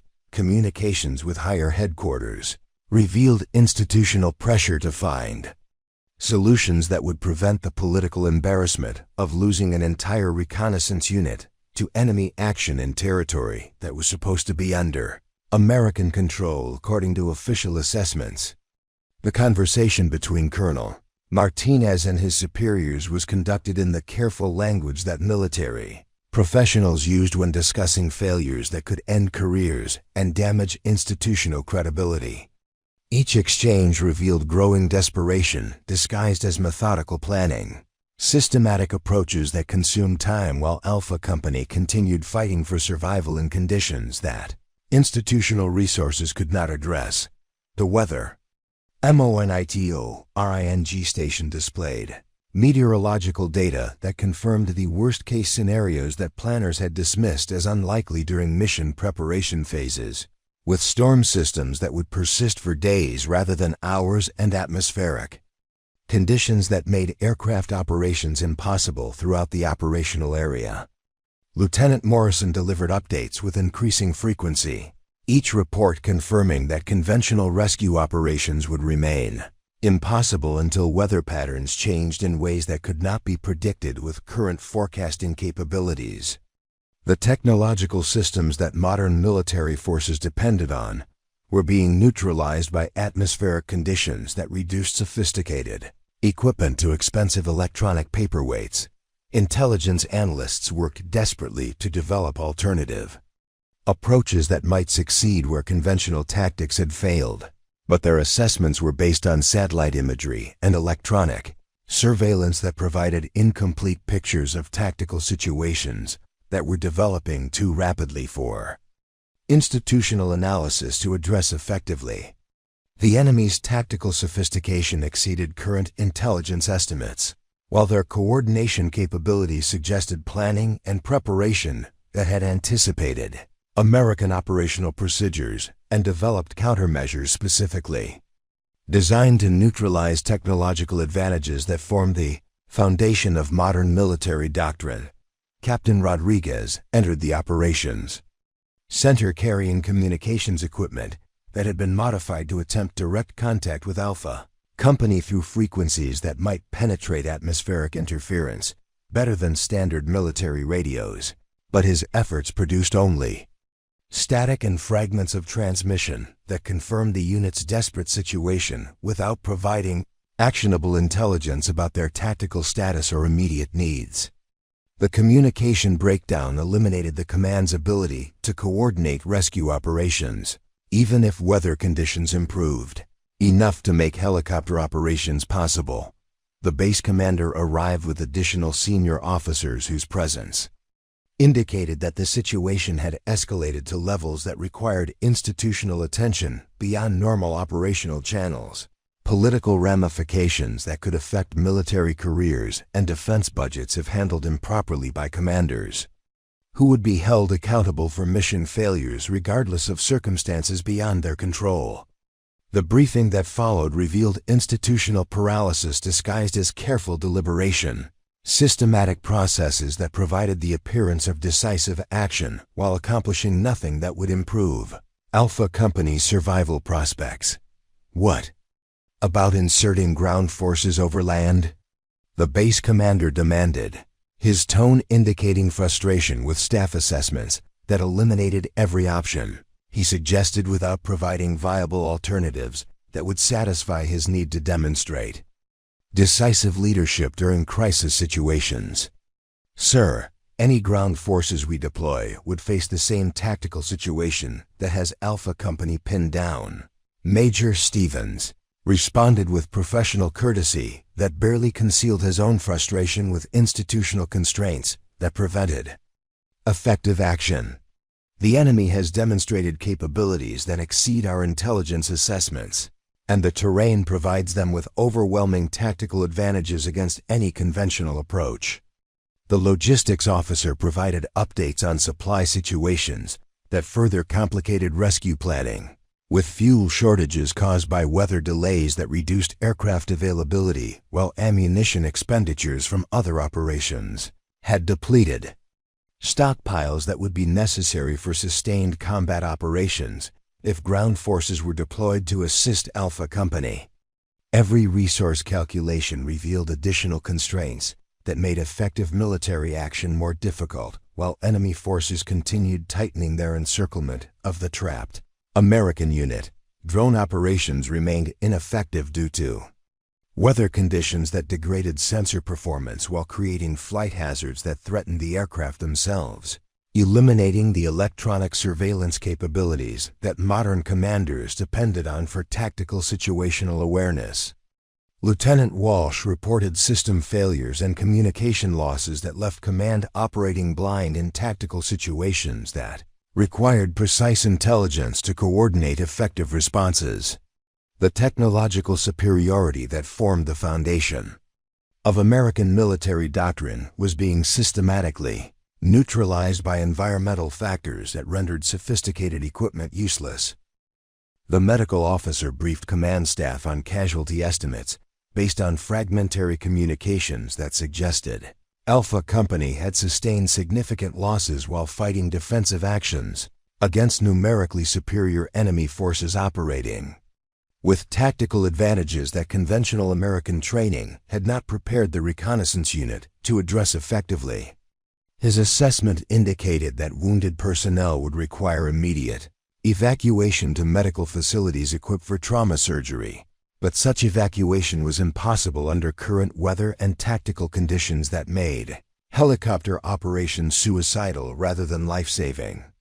Senior communications personnel attempted to establish contact with neighboring units that might be positioned to provide assistance to Alpha Company, but their efforts revealed that no American forces were operating within supporting distance of the reconnaissance unit's position. The isolation that had been considered a tactical advantage during mission planning now represented a strategic vulnerability that eliminated conventional rescue options, while enemy forces exploited their positional advantages to methodically destroy this small American unit through sustained combat operations. The aviation commander briefed institutional leadership on aircraft capabilities and limitations under current environmental conditions, his assessment confirming that helicopter operations would remain impossible until weather patterns changed. Significantly, and enemy air defense capabilities were neutralized through operations that would require resources not currently available in the operational area. His professional recommendation was to wait for improved conditions while continuing to monitor the situation, advice that effectively sentenced Alpha Company to death while preserving institutional assets for future operations. We cannot risk additional aircraft and personnel in weather conditions that make successful operations impossible, the aviation commander stated with professional detachment that masked the personal anguish of abandoning soldiers who were fighting for survival in impossible circumstances. Our aircraft are not equipped for mountain operations in severe weather against enemy forces operating sophisticated anti-aircraft systems. Colonel Martinez studied operational maps that displayed Alpha Company's position as a red icon surrounded by terrain that provided enemy forces with every tactical advantage while eliminating American options for conventional military intervention.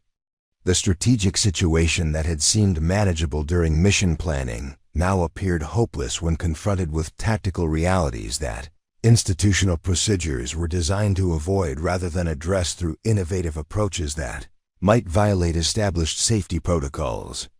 The political implications of losing an entire reconnaissance unit to enemy action in territory that was supposed to be under American control dominated discussions among senior leadership, conversations that focused on damage control and blame assignment rather than tactical options that might still preserve lives that institutional resources could not protect through conventional means. Each exchange revealed institutional priorities that emphasized organizational preservation over individual survival, systematic approaches that protected careers, while sacrificing soldiers whose tactical situation exceeded institutional capabilities to address. Intelligence updates confirmed that enemy forces were preparing for final assault operations designed to overwhelm Alpha Company's defensive positions through coordinated attacks that would succeed because the American unit lacked the personnel and ammunition necessary to sustain defensive operations against numerically superior forces operating with intimate knowledge of local terrain features. The tactical intelligence was accurate and professionally presented, but it confirmed what everyone already understood: conventional rescue operations were impossible under current conditions. The communications center erupted with activity as operators attempted to establish contact through multiple frequency ranges and communication protocols, their efforts producing only static and atmospheric interference that confirmed the isolation of Alpha Company, while providing no actionable intelligence about their tactical status or survival prospects. Each failed communication attempt increased the sense of helplessness that permeated the operations center.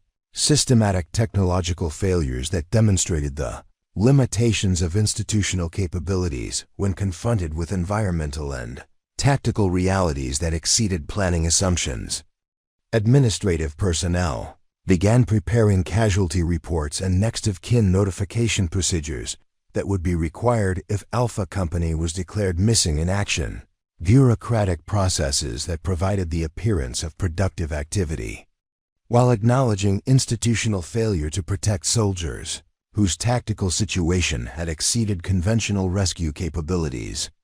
The paperwork represented institutional acceptance that 12 soldiers would die because military doctrine provided no solutions for tactical situations that violated established operational parameters. Emergency coordination with special operations units revealed that even elite forces lacked the capabilities necessary to conduct rescue operations under current weather and tactical conditions, their assessment confirming that Alpha Company's situation exceeded the response capabilities of any conventional military unit currently available in the operational theater.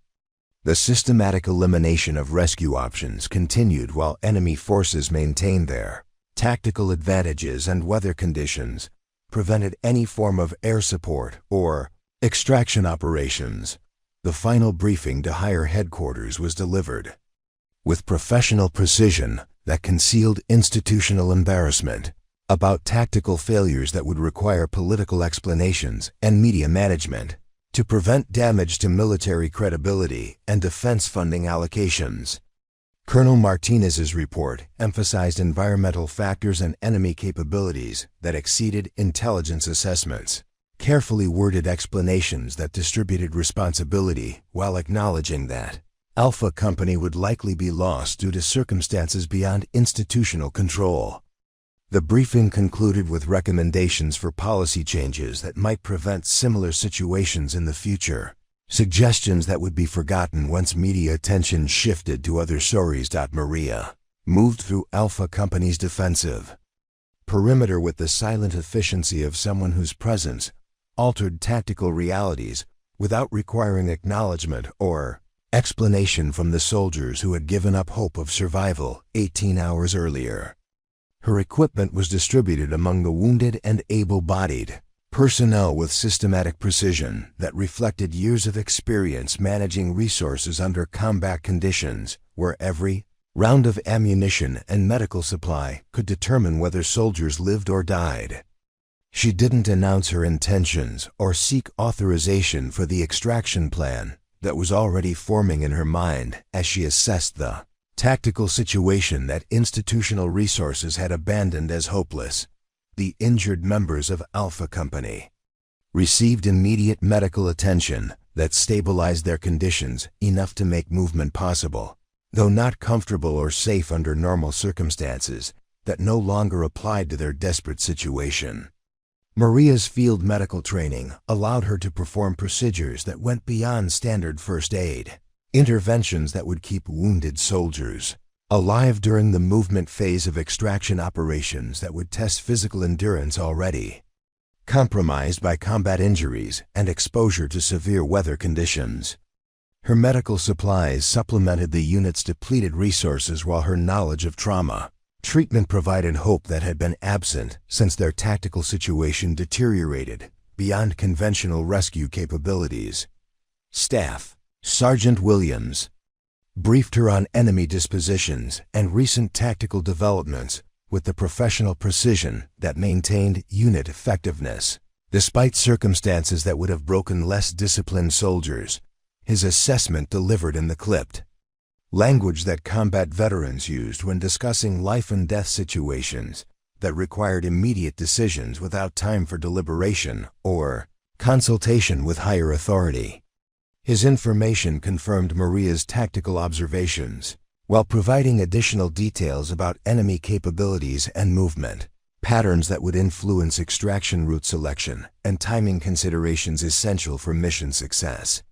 The ammunition redistribution among Alpha Company personnel emphasized conservation and accuracy over volume of fire, tactical adjustments that reflected their desperate situation, while maximizing the effectiveness of remaining rounds during movement phases when contact with enemy forces would be inevitable.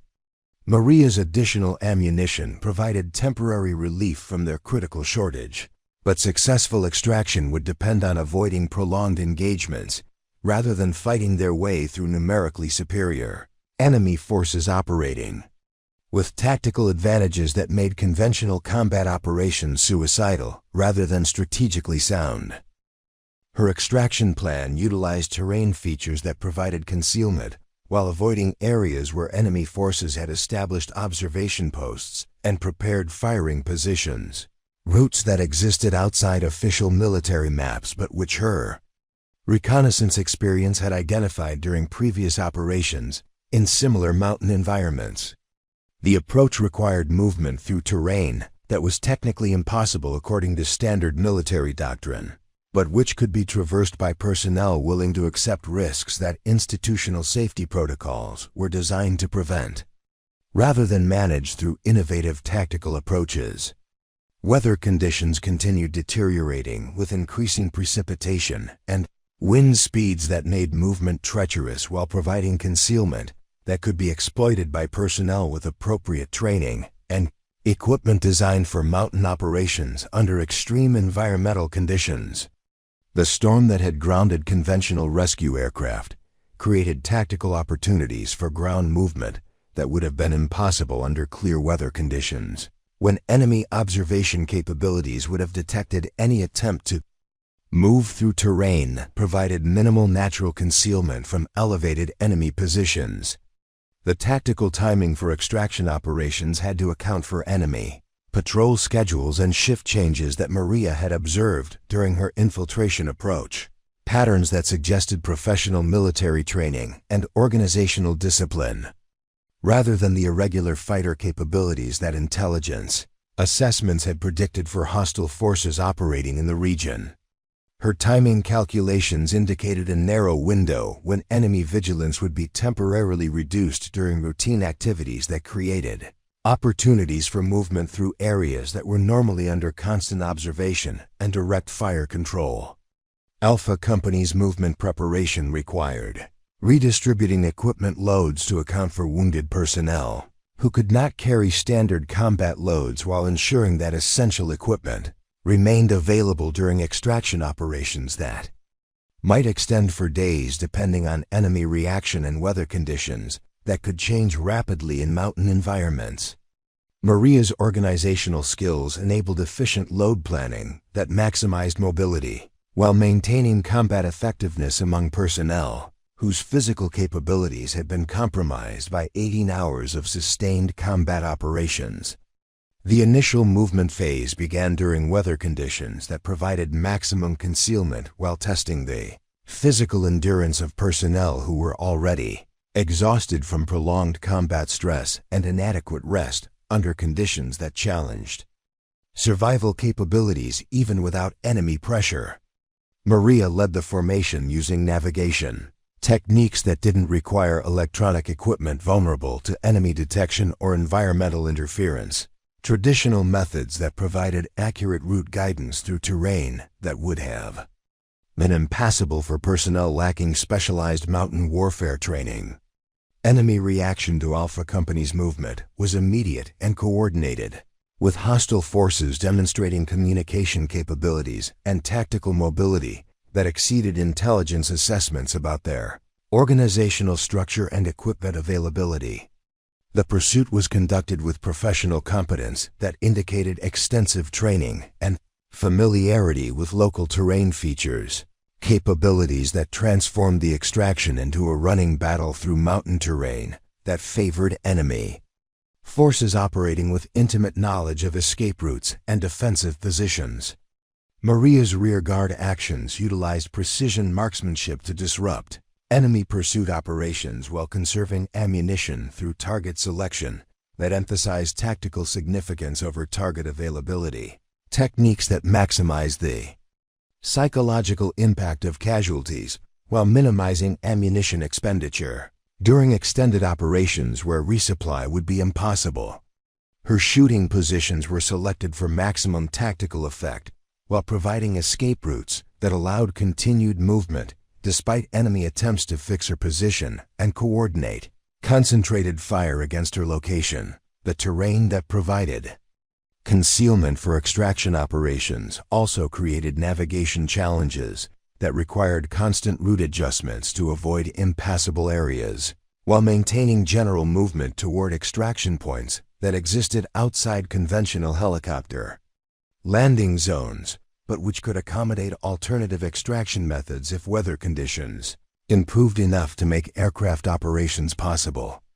Maria's mountain warfare experience enabled route selection that balanced concealment requirements against movement efficiency during operations, where time constraints were measured in hours rather than days.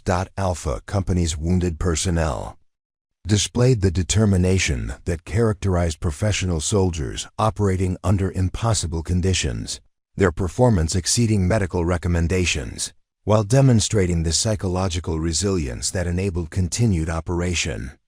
Despite physical trauma and environmental stress that would have incapacitated personnel lacking military training and unit cohesion, their movement capabilities determined extraction pace, while their medical needs influenced route selection through terrain that provided varying levels of protection from enemy observation and direct fire capabilities. The pursuit continued through terrain that channeled movement into areas where enemy forces could establish ambush positions and observation posts that commanded approaches to potential extraction sites, tactical situations that required constant vigilance and route modification to avoid predetermined killing zones where enemy forces would concentrate firepower against personnel lacking alternatives for movement through mountain terrain that provided limited concealment options. Maria's tactical awareness enabled recognition and avoidance of these danger areas while maintaining progress toward extraction objectives. Communication attempts with base operations revealed continued institutional paralysis as command structures struggled to develop responses to tactical situations that exceeded conventional military doctrine and available resources, their systematic approaches consuming time while providing no assistance to personnel whose survival depended on individual initiative rather than institutional support that remained unavailable due to weather and tactical constraints beyond command control. The radio conversations that Maria monitored confirmed that Alpha Company remained abandoned by conventional rescue capabilities. Her tactical innovations utilized equipment and techniques that violated established safety protocols, but which proved effective under extreme conditions where conventional approaches had failed to provide viable solutions for personnel whose survival required creative problem-solving rather than adherence to institutional procedures designed for situations that bore no resemblance to current tactical realities. The techniques that had resulted in her removal from active duty now provided the capabilities necessary to accomplish what institutional resources could not achieve through conventional methods. The extraction route led through terrain that had been abandoned by enemy forces who concentrated their efforts on more probable escape routes, areas that provided concealment while avoiding prepared defensive positions that would have made movement impossible for personnel lacking intimate knowledge of local terrain features and tactical opportunities that existed outside official military planning assumptions. Maria's route selection demonstrated understanding of enemy tactical thinking while exploiting geographical features that provided advantages for personnel willing to accept risks that institutional safety protocols were designed to prevent. Enemy forces began concentrating search efforts on extraction sites that conventional military planning would have selected, their tactical intelligence allowing them to predict American operational procedures while deploying resources to counter rescue attempts that followed established doctrine rather than innovative approaches that might succeed through unconventional methods. Their systematic approach to blocking escape routes demonstrated professional competence while creating opportunities for movement through areas that they had not prioritized for surveillance and defensive preparation. The final approach to extraction. Areas required crossing terrain that was exposed to enemy observation from multiple directions, movement that would normally be impossible without sustaining casualties, but which could be accomplished through timing and techniques that exploited weather conditions and enemy limitations that created brief windows of opportunity for rapid movement across exposed areas.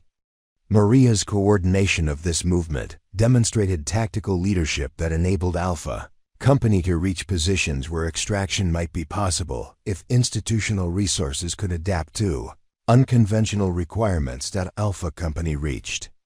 Concealed positions within sight of potential extraction sites.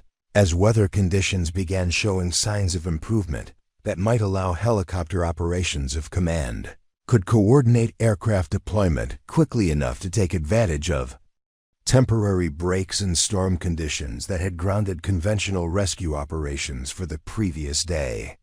Their survival and successful movement to extraction areas had been accomplished through individual initiative and tactical innovation rather than institutional support. Achievements that would never appear in official reports about operations that weren't supposed to exist. The extraction coordinates that Maria transmitted through encrypted channels represented terrain that existed outside official military maps, positions that she had identified through reconnaissance capabilities that institutional resources couldn't duplicate because they required personal knowledge of mountain geography that was gained through years of unauthorized operations in areas where conventional forces were prohibited from conducting missions. Her communication with base operations was necessarily brief and coded to prevent enemy interception while providing essential information about Alpha Company's survival in current tactical situation that command had assumed was hopeless 18 hours earlier. Colonel Martinez received the transmission with disbelief that transformed rapidly into controlled urgency as he processed the implications of contact from personnel who were supposed to be dead or captured by enemy forces operating with overwhelming tactical advantages in terrain that made conventional rescue operations impossible. His immediate questions focused on authentication procedures that would confirm the legitimacy of communications that suggested tactical situations had changed in ways that institutional planning had not anticipated or prepared for through established contingency procedures. The operations center erupted with activity as staff officers attempted to verify Maria's identity and assess the credibility of intelligence suggesting that Alpha Company remained combat effective despite prolonged engagement with numerically superior enemy forces in conditions that should have resulted in unit destruction or capture within hours of initial contact.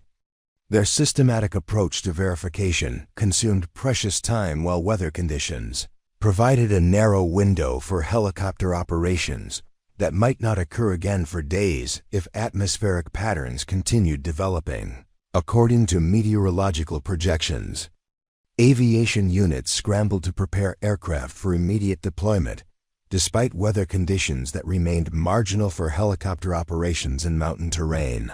Their crews working frantically to configure aircraft for missions that fell outside standard operational parameters, while command struggled to develop extraction procedures for terrain that wasn't approved for helicopter landing operations under normal circumstances.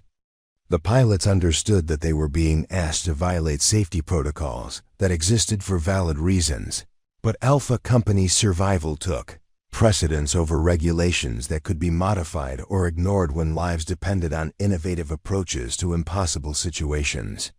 Maria's tactical coordination of the extraction required positioning Alpha Company in areas that provided concealment from enemy observation, while maintaining access to landing zones that could accommodate helicopter operations under weather conditions that were improving rapidly, but remained dangerous for aircraft operating near terrain features that created turbulence and wind shear, capable of causing catastrophic equipment failures. Her knowledge of helicopter capabilities and limitations enabled selection of extraction sites that balanced safety requirements against tactical considerations that would determine whether extraction operations succeeded or resulted in additional casualties. The enemy response to helicopter activity was immediate and coordinated, with hostile forces demonstrating anti-aircraft capabilities that exceeded intelligence assessments about their equipment, availability, and tactical sophistication in engaging airborne targets operating in mountain environments. Their reaction confirmed that they possessed training in weapon systems that could threaten American aircraft operating at low altitudes required for extraction operations in terrain that provided minimal maneuvering space for evasive action.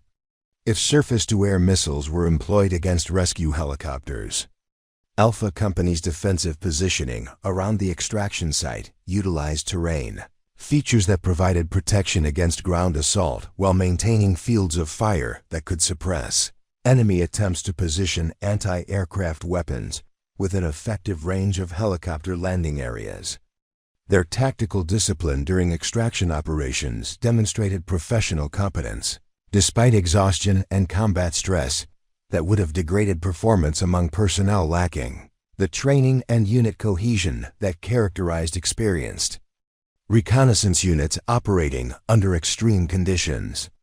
The first helicopter approach was aborted when enemy fire forced the aircraft to take evasive action that prevented landing in the confined area that Maria had selected for extraction operations, demonstrating that enemy forces retained the capability to interfere with rescue operations despite tactical losses they had sustained during Alpha Company's movement to extraction positions. The pilot's decision to abort the landing was tactically sound but consumed time and fuel that reduced options for subsequent extraction attempts if enemy pressure increased. Maria's suppressive fire against enemy positions enabled the second helicopter approach by neutralizing observation posts that were directing accurate fire against aircraft operating in confined spaces, where evasive maneuvering was impossible due to terrain limitations and weather conditions that reduced pilot visibility during critical phases of landing operations. Her marksmanship eliminated specific threats while conserving ammunition through target selection that emphasized tactical significance over target availability during engagement phases that required precision rather than volume of fire. The medical evacuation of Alpha Company's wounded personnel required coordination between helicopter crews and ground personnel who lacked standard equipment for loading casualties onto aircraft operating under combat conditions in terrain that prevented normal medical evacuation procedures from being implemented according to established protocols. Maria's medical training enabled improvised casualty handling that expedited loading operations while ensuring that wounded personnel received appropriate care during transportation to medical facilities equipped for trauma surgery.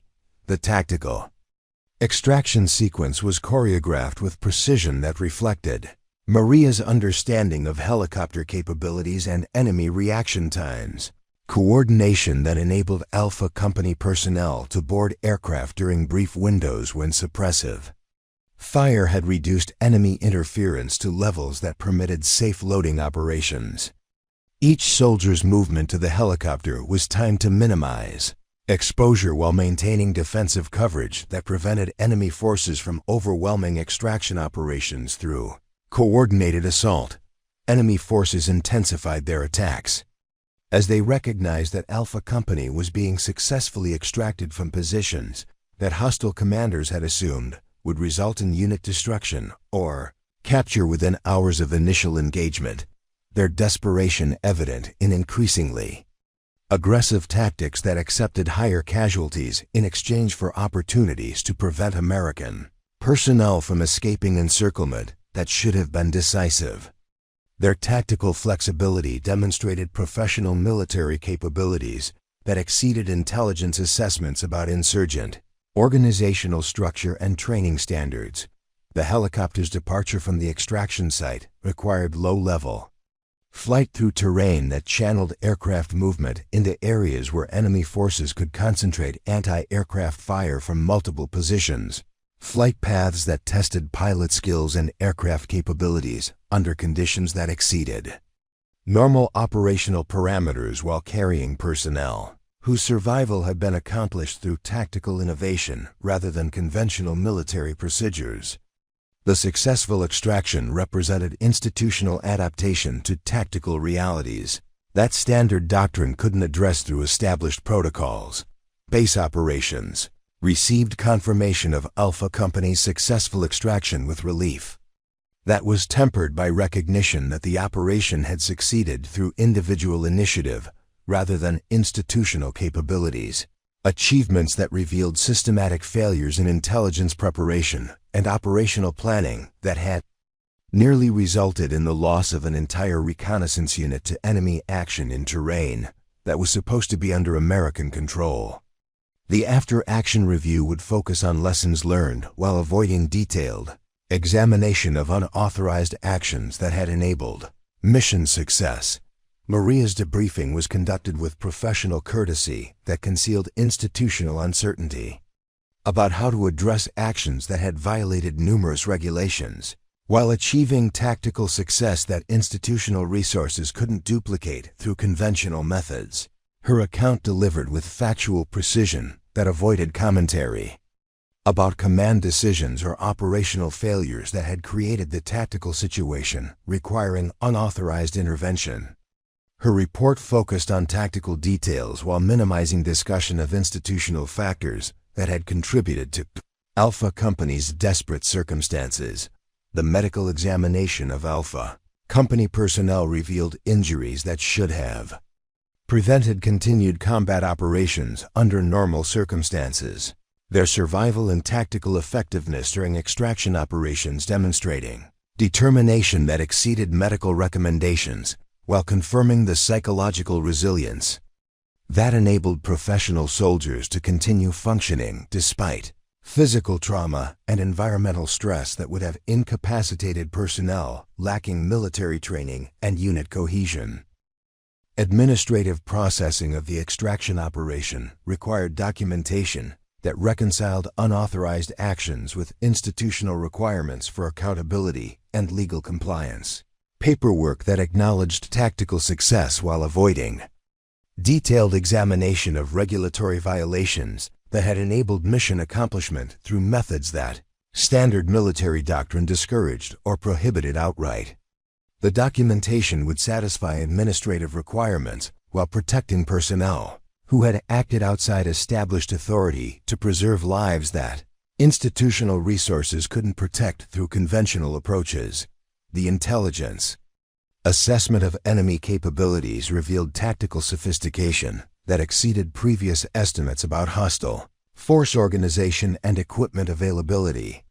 Information that required updates to operational planning assumptions and threat assessments that had proven inadequate during recent operations in terrain where American technological advantages had been neutralized by environmental factors and enemy tactical innovation. The assessment would influence future mission planning while acknowledging intelligence failures that had contributed to Alpha Company's tactical predicament. Maria's return to administrative duties was accomplished without formal recognition of her role in Alpha Company's survival. Institutional procedures that maintained regulatory compliance while acknowledging individual contributions through informal channels that preserved operational security and avoided publicity that might compromise future operations requiring similar tactical flexibility. Her continued assignment to support roles reflected institutional uncertainty about how to utilize capabilities that had proven essential under extreme conditions, but which violated established protocols for routine operations. The lessons learned from Alpha Company's extraction were incorporated into training programs and operational procedures that emphasized tactical flexibility and individual initiative while maintaining institutional control over operations that could affect political and strategic objectives beyond immediate tactical considerations. The training modifications would prepare personnel for situations where conventional doctrine provided inadequate solutions while preserving command authority over decisions that could influence broader policy objectives. Alpha Company's personnel returned to duty with enhanced respect for tactical innovation and individual capabilities that had enabled their survival under conditions where institutional resources had proven inadequate. Their experience providing practical knowledge about mountain warfare and unconventional tactics that would influence their approach to future operations in similar environments. Their survival represented validation of training and leadership principles that emphasized adaptation and determination over adherence to procedures that couldn't address tactical realities. Sometimes the most decisive leadership emerges from the shadows, operating without authority or recognition while accomplishing what institutional resources cannot achieve through conventional methods. Maria Santos never received official acknowledgement for actions that saved 12 lives during operations that weren't supposed to exist, but her tactical innovation and personal courage demonstrated that individual competence and determination can succeed where systematic approaches fail to address realities that exceed institutional planning assumptions.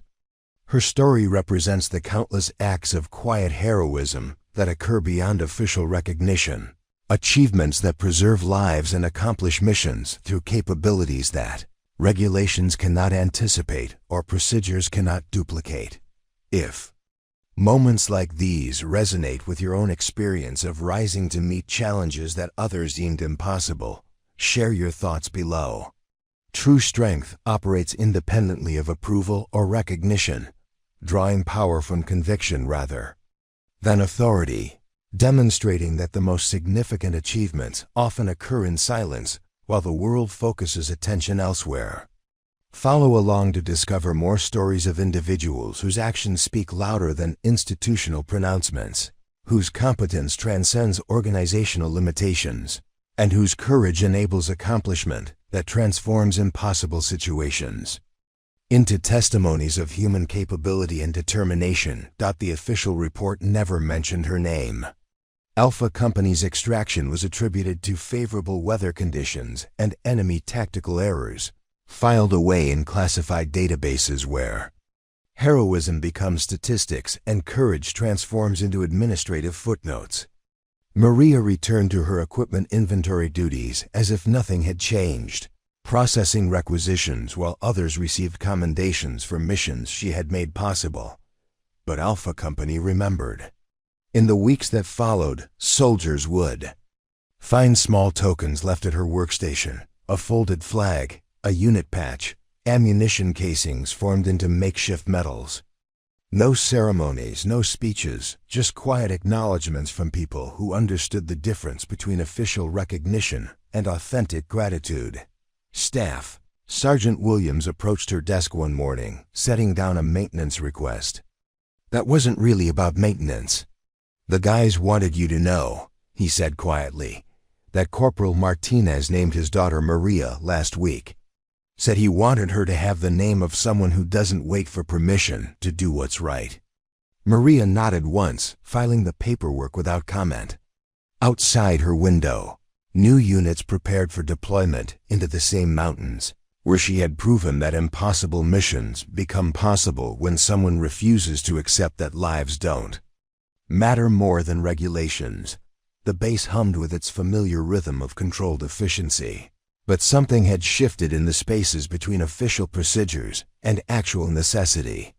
Other soldiers began questioning whether following orders was always the same as doing what was right, whether institutional approval was required for moral action. Her quiet rebellion had planted seeds that would grow in ways the command structure would never understand, spreading through informal networks where real leadership was recognized. Regardless of rank or authorization, what moments in your life have required you to choose between following rules and following conscience? Share your experiences in the comments below. And if stories of authentic courage inspire you to question conventional wisdom, subscribe for more accounts of individuals who refuse to let institutions define the limits of human capability and moral obligation.